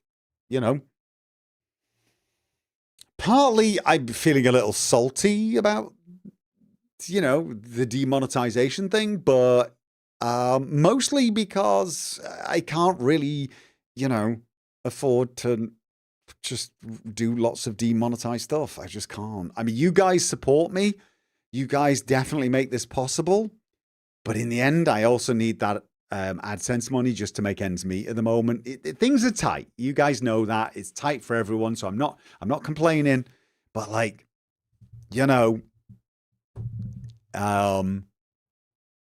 and the Alan Wake devs were very clear on their wishes for people to not monetize their playthroughs. They were a bit snotty about it, to be honest. Now, I don't know actually if they ever went after people for doing it, but I, in spite of being salty about it, respect their wishes. I just didn't know it went before I did the Let's Play. Somebody just contacted me and said, I don't know if you know this, but they don't like it if you have adverts on your... It's kind of annoying. But yeah, I have played Alan Wake, the first one. Question from Wolfan. If you're forced to be stuck forever with just one unmodded game, which will it be? Witcher, Red Dead Redemption, or KCD? Forever with one unmodded game.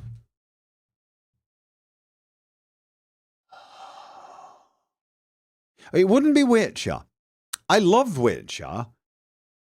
And it's a great one playthrough, but outside of doing the storied content, I feel like there's not a lot to do. KCD.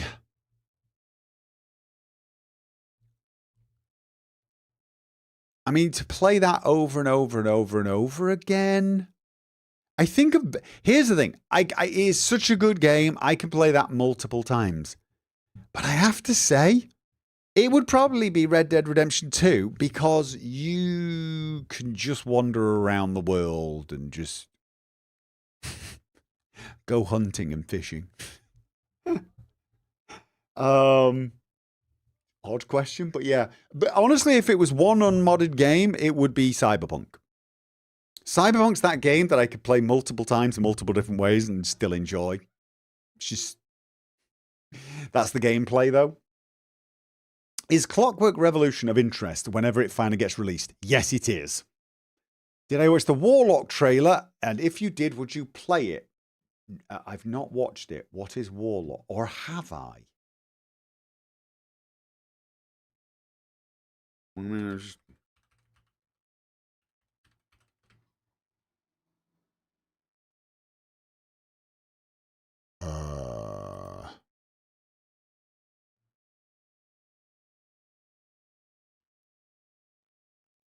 Okay, give me a second. I just is it this? All of this magic, this pact we have forged. What is the cost? Is this it? Is this the one?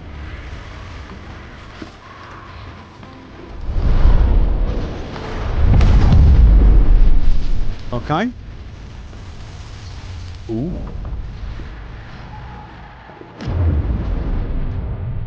What sort of game is it, though? Fantasy?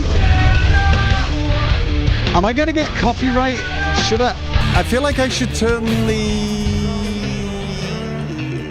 I'm muting the game music. Sorry, guys. I feel like I'm going to get copyright hit. Sorry.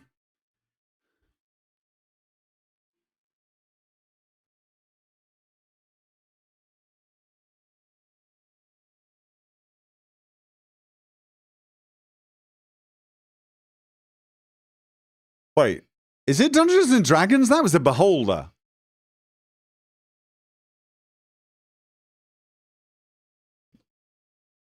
Yep, it's Dungeons and Dragons. Launch 2027. Yeah, okay, but I don't really understand what is it? that didn't really tell me much. You know what I'm saying? Not really a whole heap. That's an old trailer. Okay. All right, well, you know, I mean, I'll check it out. It's 2027. We've got a while away, haven't we? There's a gameplay video, is there just? Okay. Let me just check.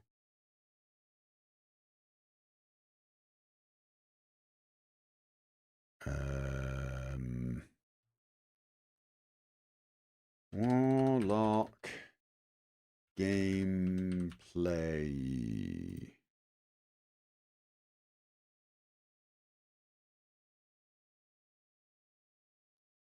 Okay. Is it going to be... Have your deepest desires come true? Not the one that matters. Can you not do more?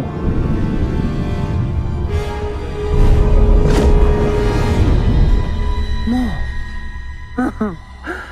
You still think this is your quest? I have seen your heart's desire. This isn't gameplay? No. And defiant. And mine. Why am I getting Star Wars vibe feel? It's the music. Am I going to get copyrighted because of this music? You and I through the Warlock's eye.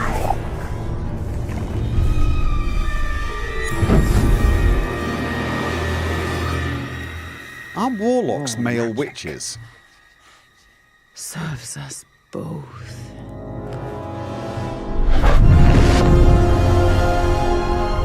Open your eye and see what I see.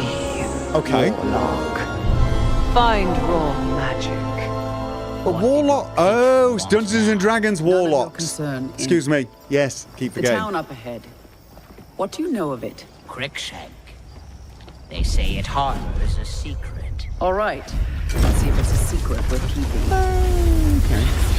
Looks interesting. It does not necessarily strike me as a sort of game that I'll be let's playing, but I might be wrong. Kindly to you here. Said the devil. They won't take kindly to me either. Well, well. Look what the mist's dragged in. Is it only third person? Because she's in the way. That's one of the problems with third person. The character's always in the way. Oh god, the frame rate. Ow.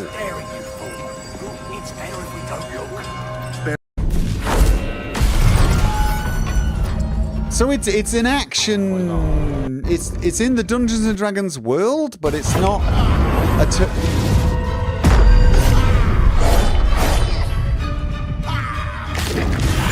Okay. I don't hate it. I do not hate it. We flee, Warlock. Absolutely not. Merely digging deeper. I mean, looks interesting. It definitely looks interesting. But I feel like this is an action game, yeah? All magic. Do you know what I'm not seeing? Dialogue.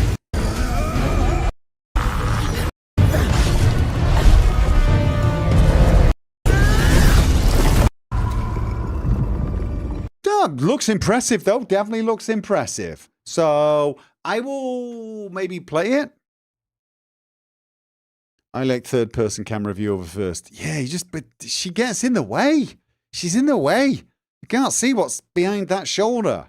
She's like, come on, woman, move. Yeah, I mean...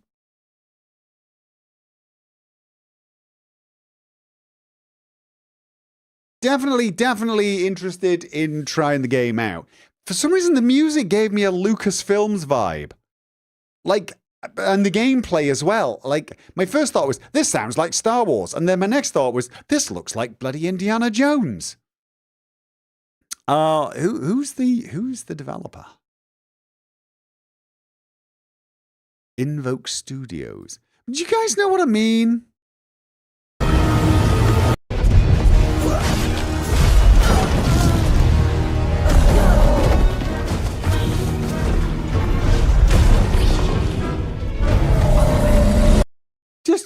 I don't know why, I just keep getting Star Wars vibe. Even though it looks nothing like Star Wars. I think there's a lot of the evil dark warlocks thing going on there. So, all right, yeah, I'll give that one a look. Are you able to confirm that Derek is quite authentic representation of a young, reckless, in real life Gopher? No, I do not flex. What about a Sky Oblivion live stream where you play a manic full-on mage? I'm not actually ruling out playing a mage character. But again, I feel like I want to play a character. I've got an idea in my head.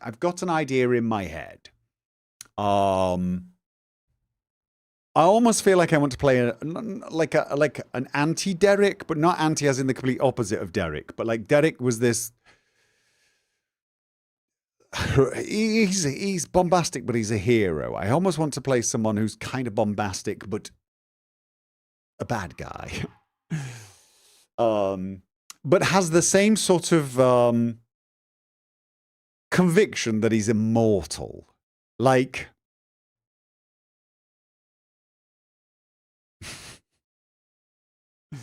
I almost feel like I want to play something like Richard the Warlock type character who just exists to cause chaos for the sake of it. It's just fun, if you get what I'm saying. Not like Barry. No, not like Barry at all. Barry would just wanted a sofa to sink into and a flat screen TV.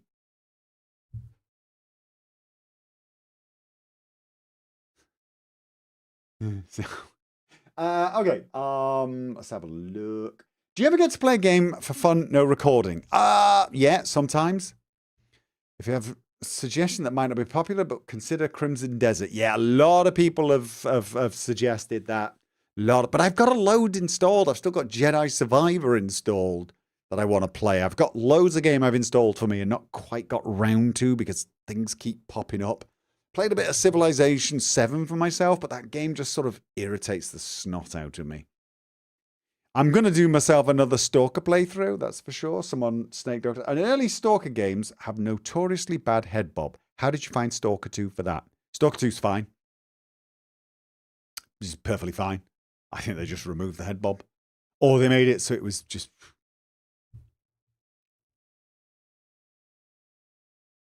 Speaking of supporting you, how do we support you best? And why is it Patreon? Is that your way of saying the best way is Patreon? I guess Patreon's probably the best because it's the one where I get most of the money. I think with like YouTube, I get bigger percentage than I do with adverts. Twitch, I can't remember the percentage that goes to me, to be honest. Now I'd need to look it up. But yeah, Patreon is a bit more direct, I suppose. But I appreciate the support no matter how. If the questions are about to run out, do you have any clearer idea of what to play next? It would seem Blood of the Dawnwalker's been a popular option, and I must admit I'm leaning towards that. I haven't ruled out Gothic, but just I feel like I really want to check that game out. I don't know why. I think it's a mixture of things. I think it is a mixture of things. I think it's the fact that it kind of reminds me a little bit of that other vampire game, but also reminds me a bit of The Witcher and has Witcher devs in it. So yeah.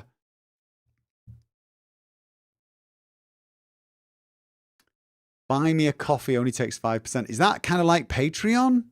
Should I sign up for that as well? I always feel like I'm going to end up with too many things. Rephrasing. Are you able to confirm that Derek is quite authentic representing of you, young, flexless, in real life Gopher? God, no. No. Not even remotely. Sorry.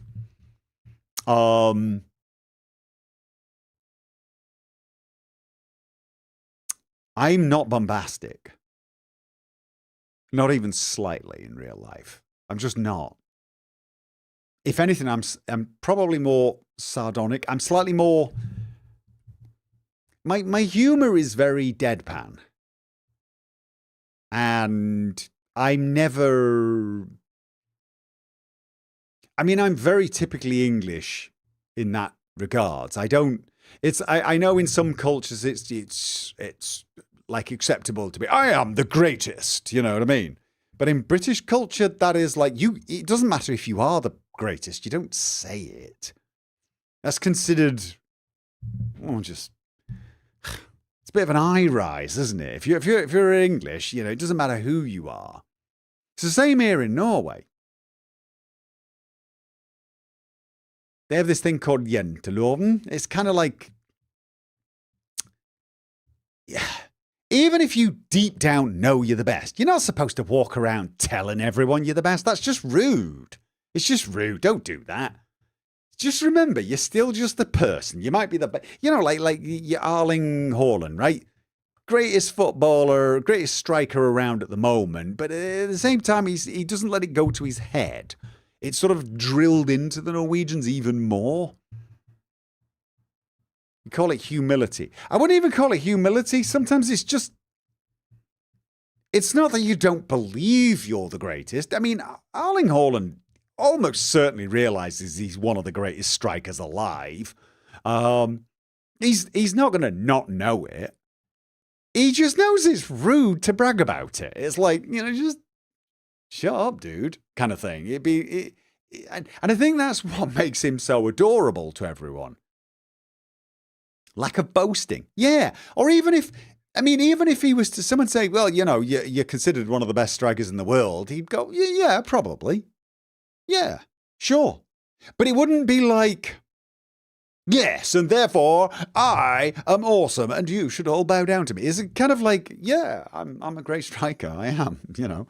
And then he'd turn around and say, and I'm getting paid crap tons of money for it, which is brilliant. I love it. It's amazing. But, you know, he wouldn't look down his nose at someone else. And I think that's you know, very, very Norwegian, actually. even if you are the greatest, you don't look down your nose at other people. They're still people. They're just as they're just as worthy as you. And he treats everyone like that as well. You can sort of see that. So no, and I'm not like that. I'm not the greatest striker in the world, but I'm English. We're not naturally bombastic at all. It's just not a thing. The Lord Flashheart in Blackadder, he's a unique character. You know what I mean? He's special because he does that. I'd rather watch you play Avowed than something like Crimson Deserts. Dream game after Overwatch, Outer Worlds 2? Maybe. I've still got Avowed installed. Have you come up with any type of marketing plan to help expand your channel? I'm not sure you can market this really. I mean, what do I do and how do you market what I do? I mean, realistically, I wouldn't even know where to start. I would not know even where to start. I feel like I'm such a niche anyway. Why not give some games a live stream test? Yes, definitely. But that's how Outer Worlds 2 started, as a live stream test. Now it's a full-on live stream Let's Play. How many of your characters are based on elements of them on people you know? Oh. None. Sometimes they're based on characters. I mean, if you just take Leonard, for example, there is something very obviously taken from the patrician in his DNA, but there's also something of a bit Blackadder in his DNA as well. There's I've taken inspirations, not deliberately, but when I'm picturing the character, I can look back and see, oh yeah, I can see that influence. Stephen Fry had a good point about British versus US comedy. The US would have a cocksure character full of themselves, and the British characters would be the broken down beggar. Yeah, maybe. Although, I mean, I don't know. I'm not sure. I mean, I will tell you, Derek was more like a Dick. And I mean that as in the character Dick from Third Rock from the Sun. If you guys have not ever watched Third Rock from the Sun, comedy series with John Lithgow, you should fix that. It is just brilliant. But Derek is very much taking a lot of inspiration from Dick.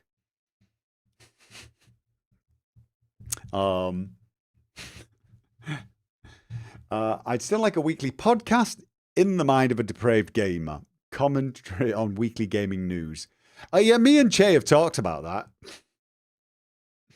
You missed one question. That's very un-British. I expect an excessive number of apologies. Which question? All right, let me go. It's the one that's not ticked.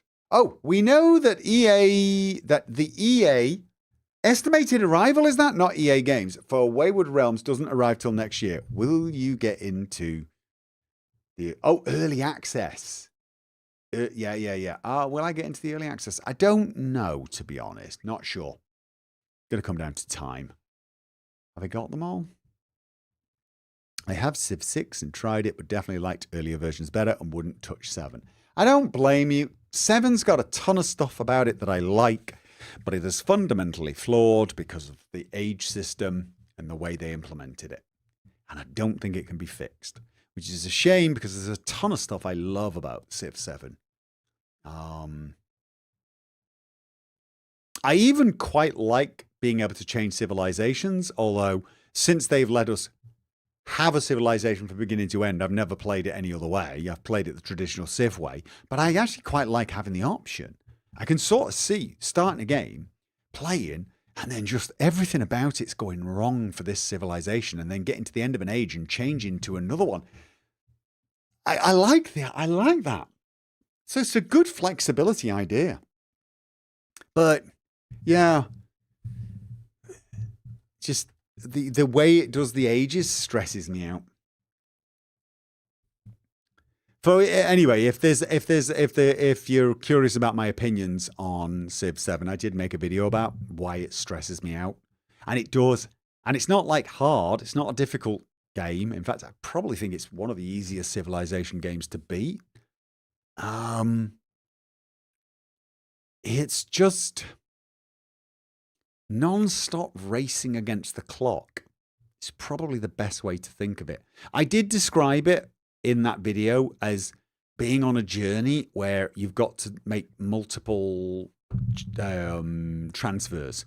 So you're on the train, but you're worried you're not going to get to the station in time to transfer to the next train, and so on and so on. So for every leg of the journey, you're slightly stressed. That's Civilization 7. So, good point, Gopher. Hype your artist. Unfortunately, if you're talking about the artist that did some of the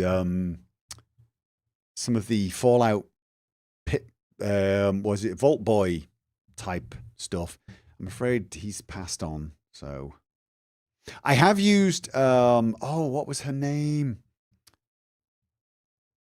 Erica Ember. She did some work for me.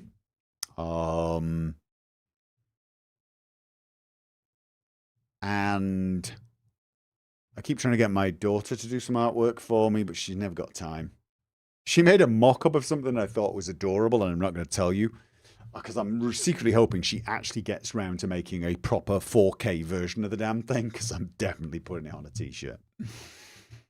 Erica is a great artist. She is. But yeah, so let's have a look. How about a good long game of Civ 2? No thanks. I'm not going back to Civ 2. I mean, I'd go back to Civ 6, Civ 5 maybe. I don't know. I think I'm going to wait for Civ 8. I don't think they're going to fix Civ 7. Not really. I think they'll probably release another age. There'll be 4 ages, and they'll charge you $45 for that or something. But honestly, yeah.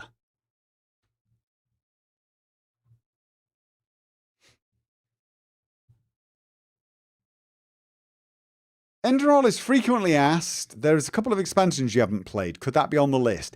It's definitely on the list of possibilities, but it's one of those things of, I will play if there are not other things to play. And right now, it's more a matter of Blood of the Dawnwalker. I think I want to play. I know I want to play it. Gothic, I might want to play, but I'm not sure. But Blood of the Dawnwalker, which is why I'm leaning towards it, is a game I know I'm going to play. So I sort of feel like that's the obvious let's play.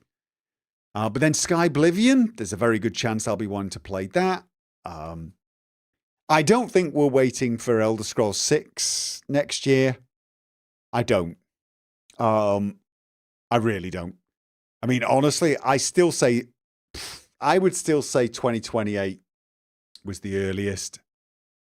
What was it I originally said? I think I originally said 2028 is more realistic. 2026 would be the earliest.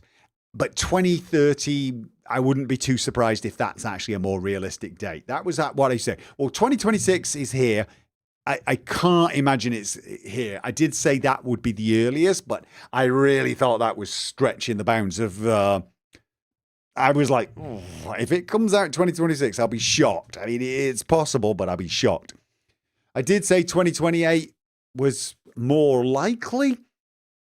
And a lot of people seem to think that that is now on. I'm not going to get super excited until I see the announcement. Because honestly, again, there's a little side of me is just going, yeah. If they do, will it be done? So, yeah. But I think 2028 is probably the earliest we'll get that. But if we get in 2027, brilliant. But have you looked at Ardenfall? Not out yet. Indie Morrowind inspired game. Give me a second.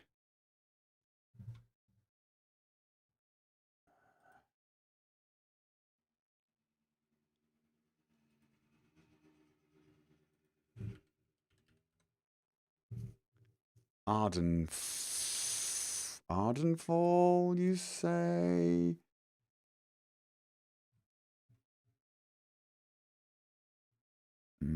I've got something called Asterfell. No, so it's not that. No, I've never heard of it. Never heard of it. Sorry.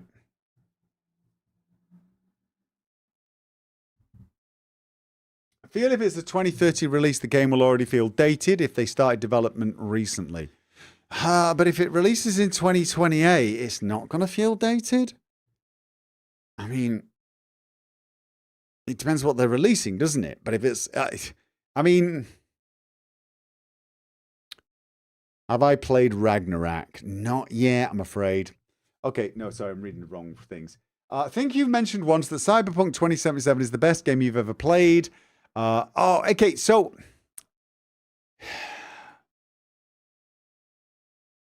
it's definitely up there. Where does Kingdom Come Deliverance 2 rank? Now, you see, this is the problem, right? This is the problem. I wouldn't say Cyberpunk is the best game that's ever made. I once actually said Witcher 3 was, and probably back then it probably was. I think best game ever made is really a really strange title and a hard one. Witcher 3 got it, even though it wasn't my favorite game, because it was just all round so well done for its time. Back in 2015, it was just so polished, so good a story, such good dialogue. The gameplay was really, really good. The game world was good. The lack of loading screens was amazing. Everything just it was like, this is just. And then it was $60, no weird, funky pre-order bonus edition, no day one torn out. It released at a time when the gaming world was still bitching and complaining about so many different things. And it was like, oh, this is it. They came out, CD Projekt Red came out in 2015 and dropped the mic, right? They dropped this game on the world. And it was like so much better than absolutely everything else, right? Red Dead Redemption 2 was such a phenomenal experience. I mean, wow. Gotta be listed as one of the best games of all time.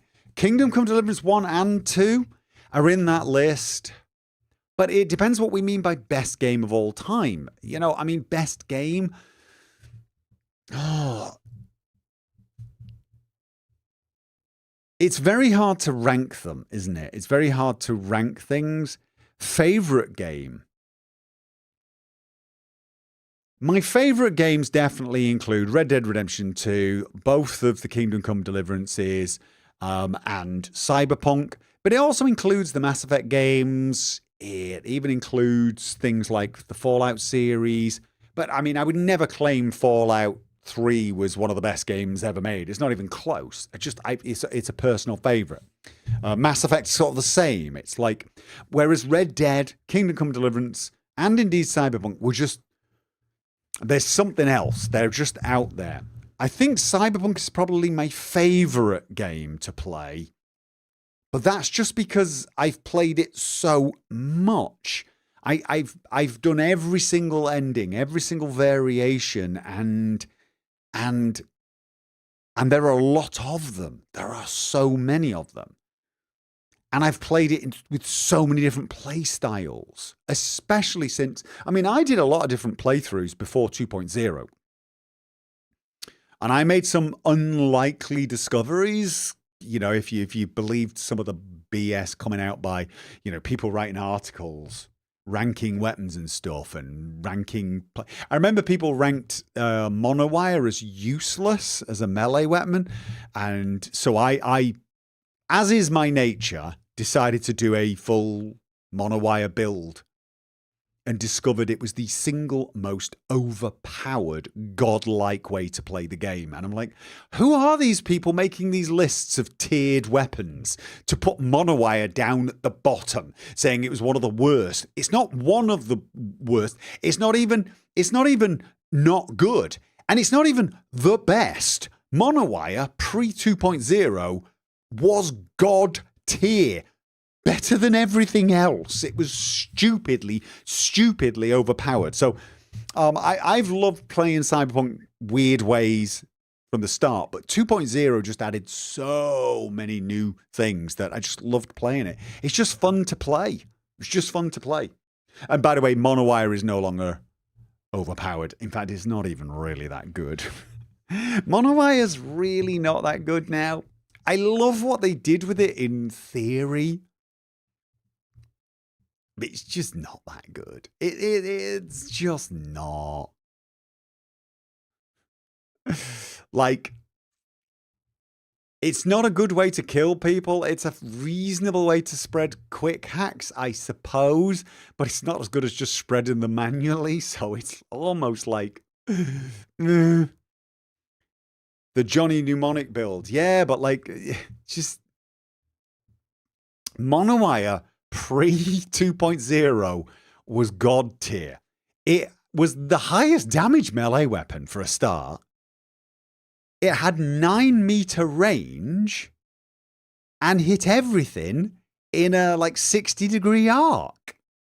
You could headshot 6 people with one hit at 9 meters. With a Sandevistan and a Krenzikov, because back then Krenzikovs worked with melee, you could enter bullet time and not leave it for pretty much ever. And you could stealth kill Night City. And by that I mean you could just run around killing everyone in stealth. And you were killing people so quickly, no one had time to alert and alarm. It was just disgustingly overpowered. You could walk into a room, take out everyone and all of the cameras with your monowire before anybody had even started detecting you. It was stupid. 9 meters, yes, exactly. Or was it 10? No, I think it was 9. I think it was 9 meters. Might have been 10.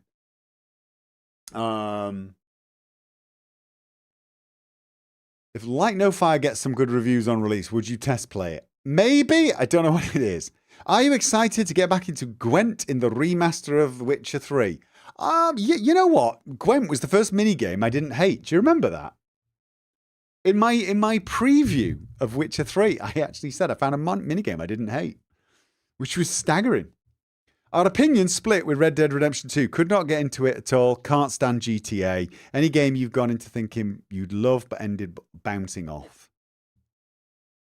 Thief, the reboot. Red Dead Redemption 2, you couldn't get into it. You can't stand GTA. Thing is I don't feel like it's like GTA. I mean, I've not played GTA since GTA 1 or 2. I played GTA 1. I think I played GTA 2. I've not played them since. But from looking at it, while I know GTA is more story-driven than people give it credit, I don't think it was like Red Dead. I know a lot of people play Red Dead Redemption 2 and just go all in on the robbery and I actually didn't. So, for me, Red Dead, just such an immersive, story-driven experience. I loved it. So, yeah. Other games I've gone into and ended up hating, I don't know. But yeah, Thief was the one. I mean, it's one of the few games I started doing a Let's Play and then just rage quit. Oh, God, that was awful. What a terrible, terrible game. I mean, they failed at stealth. The AI. I mean, because when it comes to stealth games, it's all about the AI. It was just terrible. It was just so bad. I mean, for all I know, if I went back to the original Thief games, they'd probably feel bad. They'd probably feel very, very bad. But Thief Reboot came out at a period where there were tons of stealth games. And it just didn't have anything going for it at all. Did you see Ubisoft make a remaster where they forgot to add the game files so people couldn't play it? No.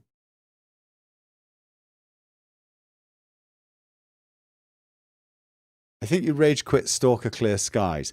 I didn't so much as rage quit Stalker Clear Skies as I couldn't finish it. I was way past the point of no return, and I just I couldn't finish it. I just couldn't do it. Tried my best, spent hours banging my head against it, and just couldn't do it.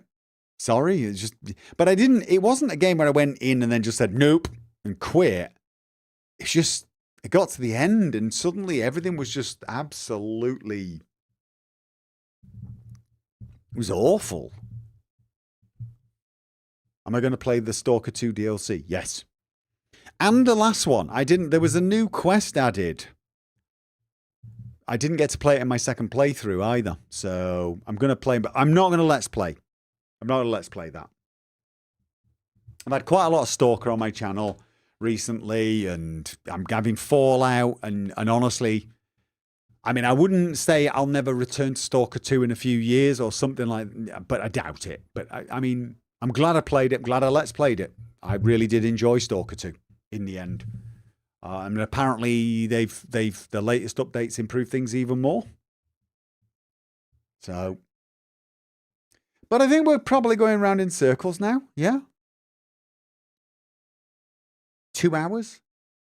It's too late for me to start playing anything. I was thinking if we didn't have much to talk about, I'd. But I'm actually getting a sore throat now. Do you still enjoy what you are doing, and how important role cheese plays in it? Yes, I still love what I'm doing. I still love playing, doing Let's Plays. I still enjoy streaming. I still enjoy chatting with you guys. Yeah. I mean, honestly, things are tough at the moment, but I have got all the incentive in the world to try and make it happen and make it work because I just love doing this. Yeah. I will tell you, there are some games I enjoy Let's Playing more than I enjoy playing now. And that'll probably sound weird. I love Let's Playing. I do. I love Let's Playing Skyrim with Leonard. I loved Let's Playing Derek so much more than I would have just playing Skyrim VR. Now, I enjoyed playing Fallout VR, to be honest. I enjoyed playing it, and probably Let's Playing it wasn't that much better, but Let's Playing Derek, I think it frees me up to let out a side of myself that really you can't do unless you're doing this. You can't. I mean, could you imagine being in a room all by yourself doing VR and playing as Derek? Flexing and looking at your own shadow? It would make no goddamn sense. It's just not. It wouldn't, would it? But Let's Playing it allows me to experience these games in ways that I couldn't experience otherwise. And I'm hoping you guys get to experience them through me in a way that you don't experience them as well. So I'm hoping you get something out of it as well. But yeah, so I love doing this. I do. I love doing this. I forgot Snake's question. What's Snake's questions? Am I going to play the new Stalker 2 DLC? I answered that one. And then, are you excited to get back into Gwent? That one. I think I've heard you mention Cyberpunk. I've answered that one. They're all ticked. What are you talking about? This could be the question that kicks up the hornet's nest, but what are your thoughts on the whole no more physical disc saga? I mean, I don't use physical discs, so from a personal point of view, it's like I shouldn't care. But I do care, not because I want physical discs, but because of the reason these companies are doing it. They're doing it because they don't want you to own a copy of the game. I mean, I still don't like the fact that this whole thing of you don't own games, you license them. I don't like the fact that they can turn off games that you've bought. I'm of the opinion, I actually think we need some sort of worldwide global gaming body that you sign up with them I don't know how this would work, but basically, it doesn't matter where you've bought the game from. Steam, GOG, doesn't matter the store you've bought it from. You are registered as owning that game, and you can download it from a repository or something. And I don't know how it would work. I feel like, this is why I like GOG though, because with GOG, you can download a copy of the game and then put it on your hard drive and you own it forever.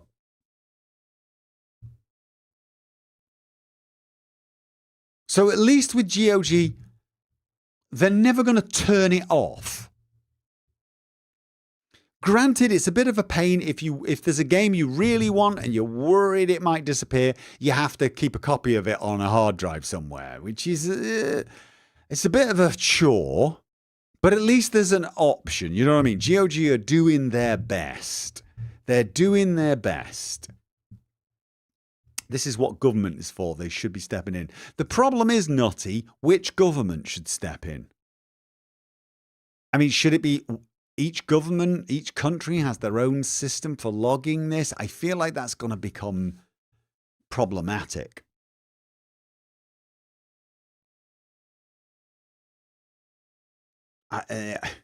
This is why, unfortunately, I know some people don't like the idea of global institutions, but we're a global society now. The fact that I'm talking to you guys over the entire surface of the globe, we can't keep pretending like we're living in 1820 or something, right? The world does not end at the horizon. We need global institutions. We need, this is why I'm a big fan of things like the European Union, because the world is shrinking. It's shrinking.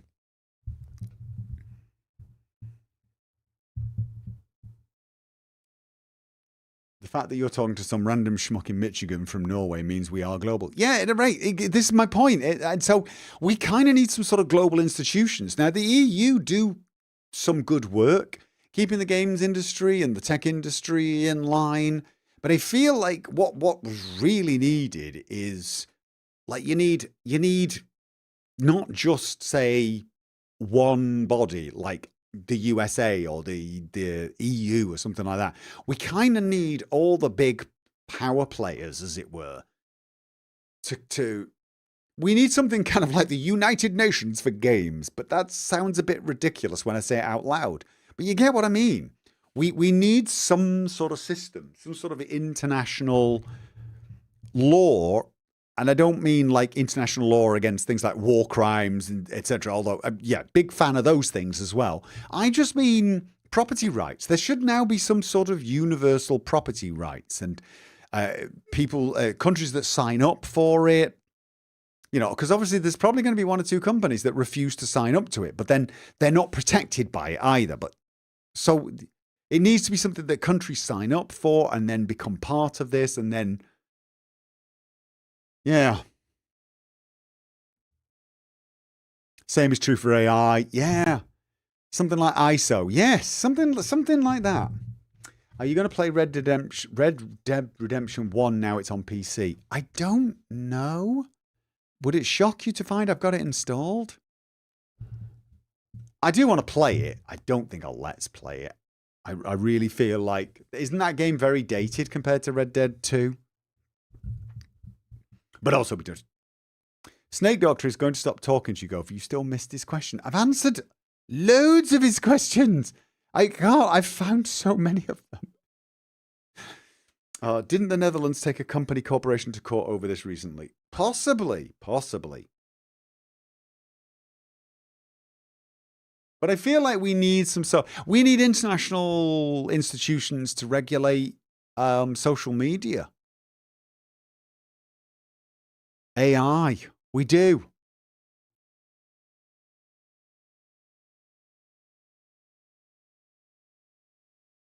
But will we get them? The world seems to be in a very uncooperative place at the moment, unfortunately. Yeah.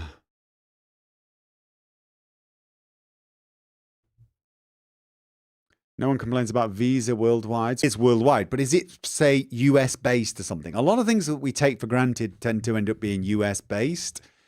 I mean, fortunately or unfortunately, depends on how you look at things, I think the world is going to decentralize a little. So if it's not an international thing, if it's a US based thing, then that even things like Visa could, you know. I think banking, though, overall tends to be more international. But for example, there are some financial banking things that I believe a lot of the world relies on at the moment that links them quite heavily with places like the United States. And it's very difficult, you know. That's not, I can't remember what it was. What did I see that somebody said that they do, that the world kind of integrates with? And I don't just mean the fact that the US dollar is the global currency. I mean, it was something else, and it would be very hard for people to decouple. We kind of need something that isn't generally considered one country. So the Netherlands starts something and then we all sign up for it. I feel like what we need is something that transcends one nation.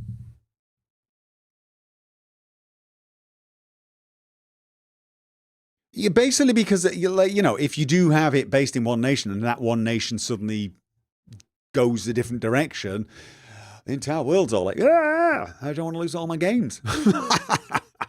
I mean, right now, Steam seems to obey the laws of all the countries it's working in, right?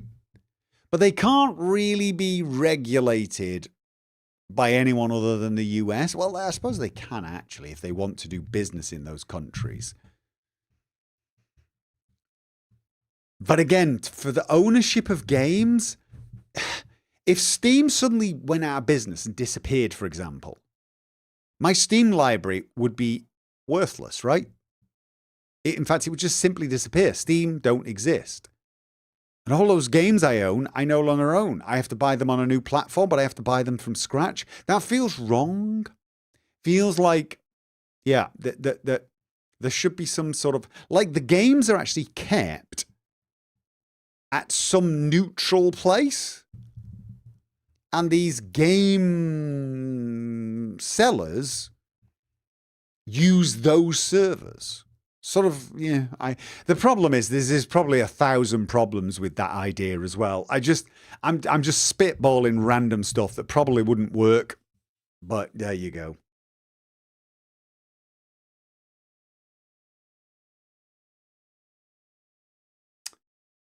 Gopher answered all my questions. Gopher is awesome. Thank you, Snake.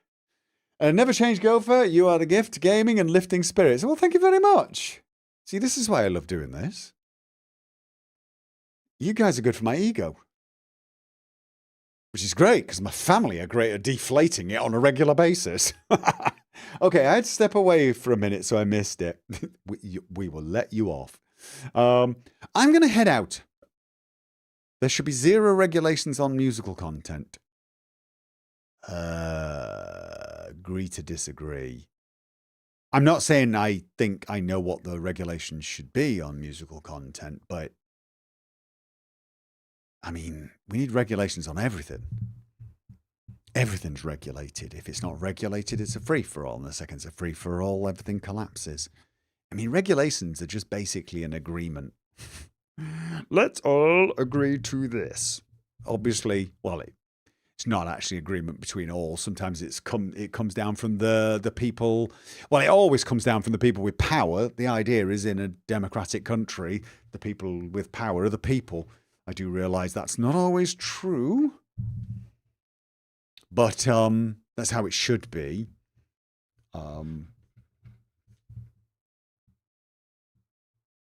But yeah, I think I know what you mean. It's like the copyright system shouldn't be what it is. I shouldn't have to panic every time if I'm talking to you guys and I'm playing a clip of a game. I mean, I'll tell you recently, have you seen my Tale of Two Wastelands Let's Play? Those of you who have watched it, have you wondered why the start music is the Ink Spots, but the end music is the Fallout 3 theme tune, the menu one?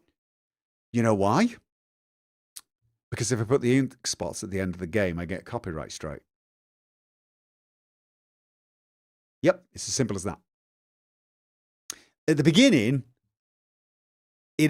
basically they barely have time to say the first couple of words before I start speaking. And I always make sure that is the case.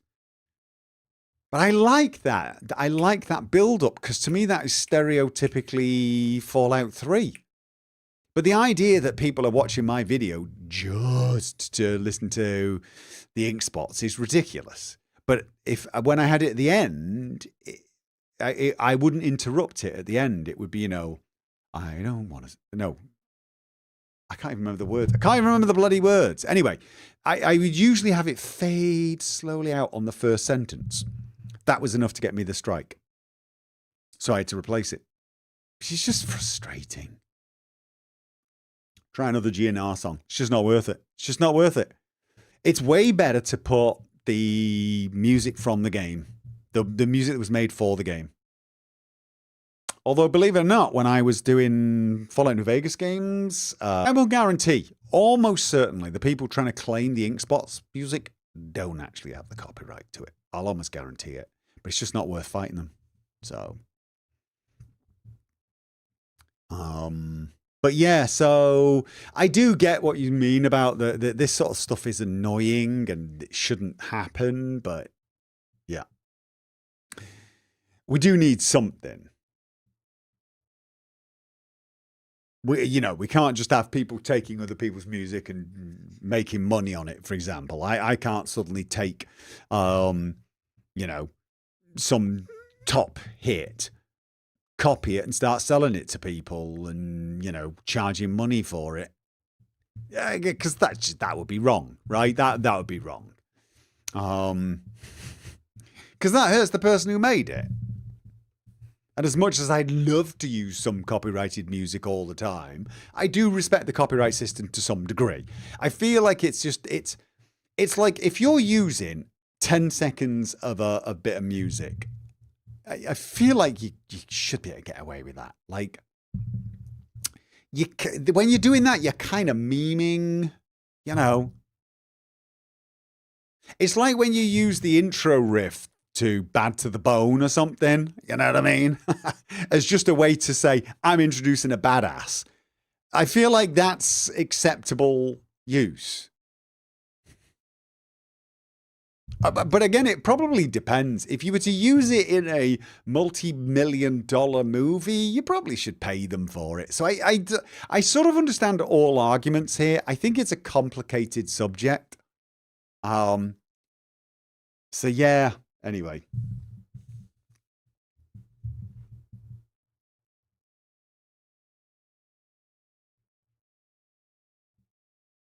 So yeah, and it's the problem, isn't it? I mean, some people are saying, well, 5 seconds should be fine, 10 seconds should be... I mean, that's the thing. I doubt the person who wrote Bad to the Bone gives a crap at random people like me just putting that riff just at that moment when I did it in the Steve video all those years ago. They'd probably even think it was funny or something. You know what I mean? It's like, it's the corporations that own them. They want to keep their fist gripped tightly around the money, and they don't distinguish between things that could hurt their bottom line and things that couldn't. It's just let's just kill everything. And I even get that. I mean, a lot of game companies have done that over the years. It's like you could sort of tell they don't want to shut things down, but they feel like they have to. Otherwise, they might have legal problems later on. So I get it, but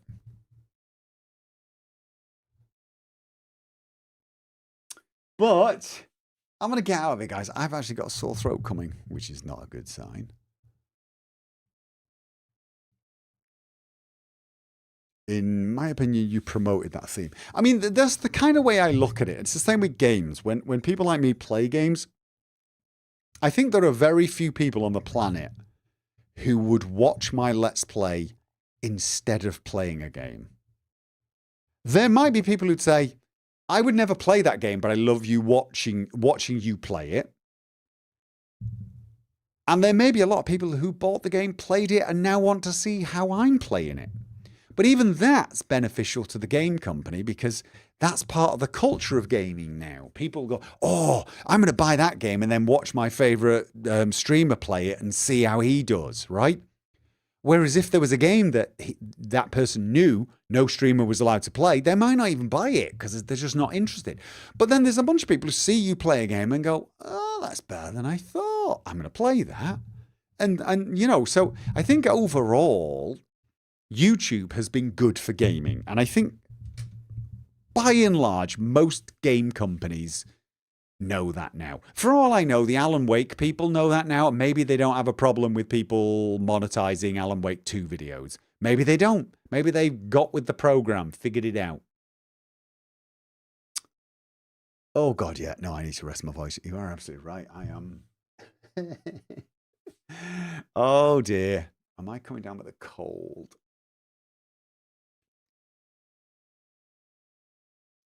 Oh. Anyway, so yes, thank you very much. And again, let me just end this. Let me just end this by going back to the beginning and thanking all of you backers. That is the patrons on Patreon, the subscribers on Twitch, and the members on YouTube. And of course, anyone who donates bits or donates via the donate button, wherever that is. People who do super chats, people like Mark. Thank you very, very much. You guys do make this possible. It's not a cliche. That is absolutely the total truth. There's zero chance I could do this without, Patreon, without the YouTube members. Also, people who watch on YouTube using YouTube Premium to some degree. Thank you very much. Believe it or not, you help quite a lot as well. I mean, I have YouTube Premium because I love YouTube Premium. I love no ads, but I also love being able to download the videos to my phone and watch them with the screen off. That makes no sense. Listen to them with the screen off. But most of all, I love the ad-free experience. I've got YouTube Premium Family, so all my kids have got it because I don't want them watching tons of ads. Just thank you to all of you, but thank you to the viewers, even if you aren't supporting me. I am appreciative of people who could just come along, say nice things, give me a thumbs up, or just watch. I mean, if no one was watching, this just wouldn't be the same, right? I couldn't be flexing as Derek in Skyrim VR if I thought no one was watching, which is insane if you think about it. Basically, what I'm doing is the most embarrassing thing on the planet, but I'm only doing it because people are watching. There's something wrong with me, isn't there? And honestly, I think that's why we should leave it. So, thank you very much. And, yeah. I'm a little unhinged, aren't I? The realization setting in. Okay, well, I'll see you guys on Sunday. If you want to join me, Outer Worlds 2. Let's see if I can actually get some distance this time. Thank you very much. Good night.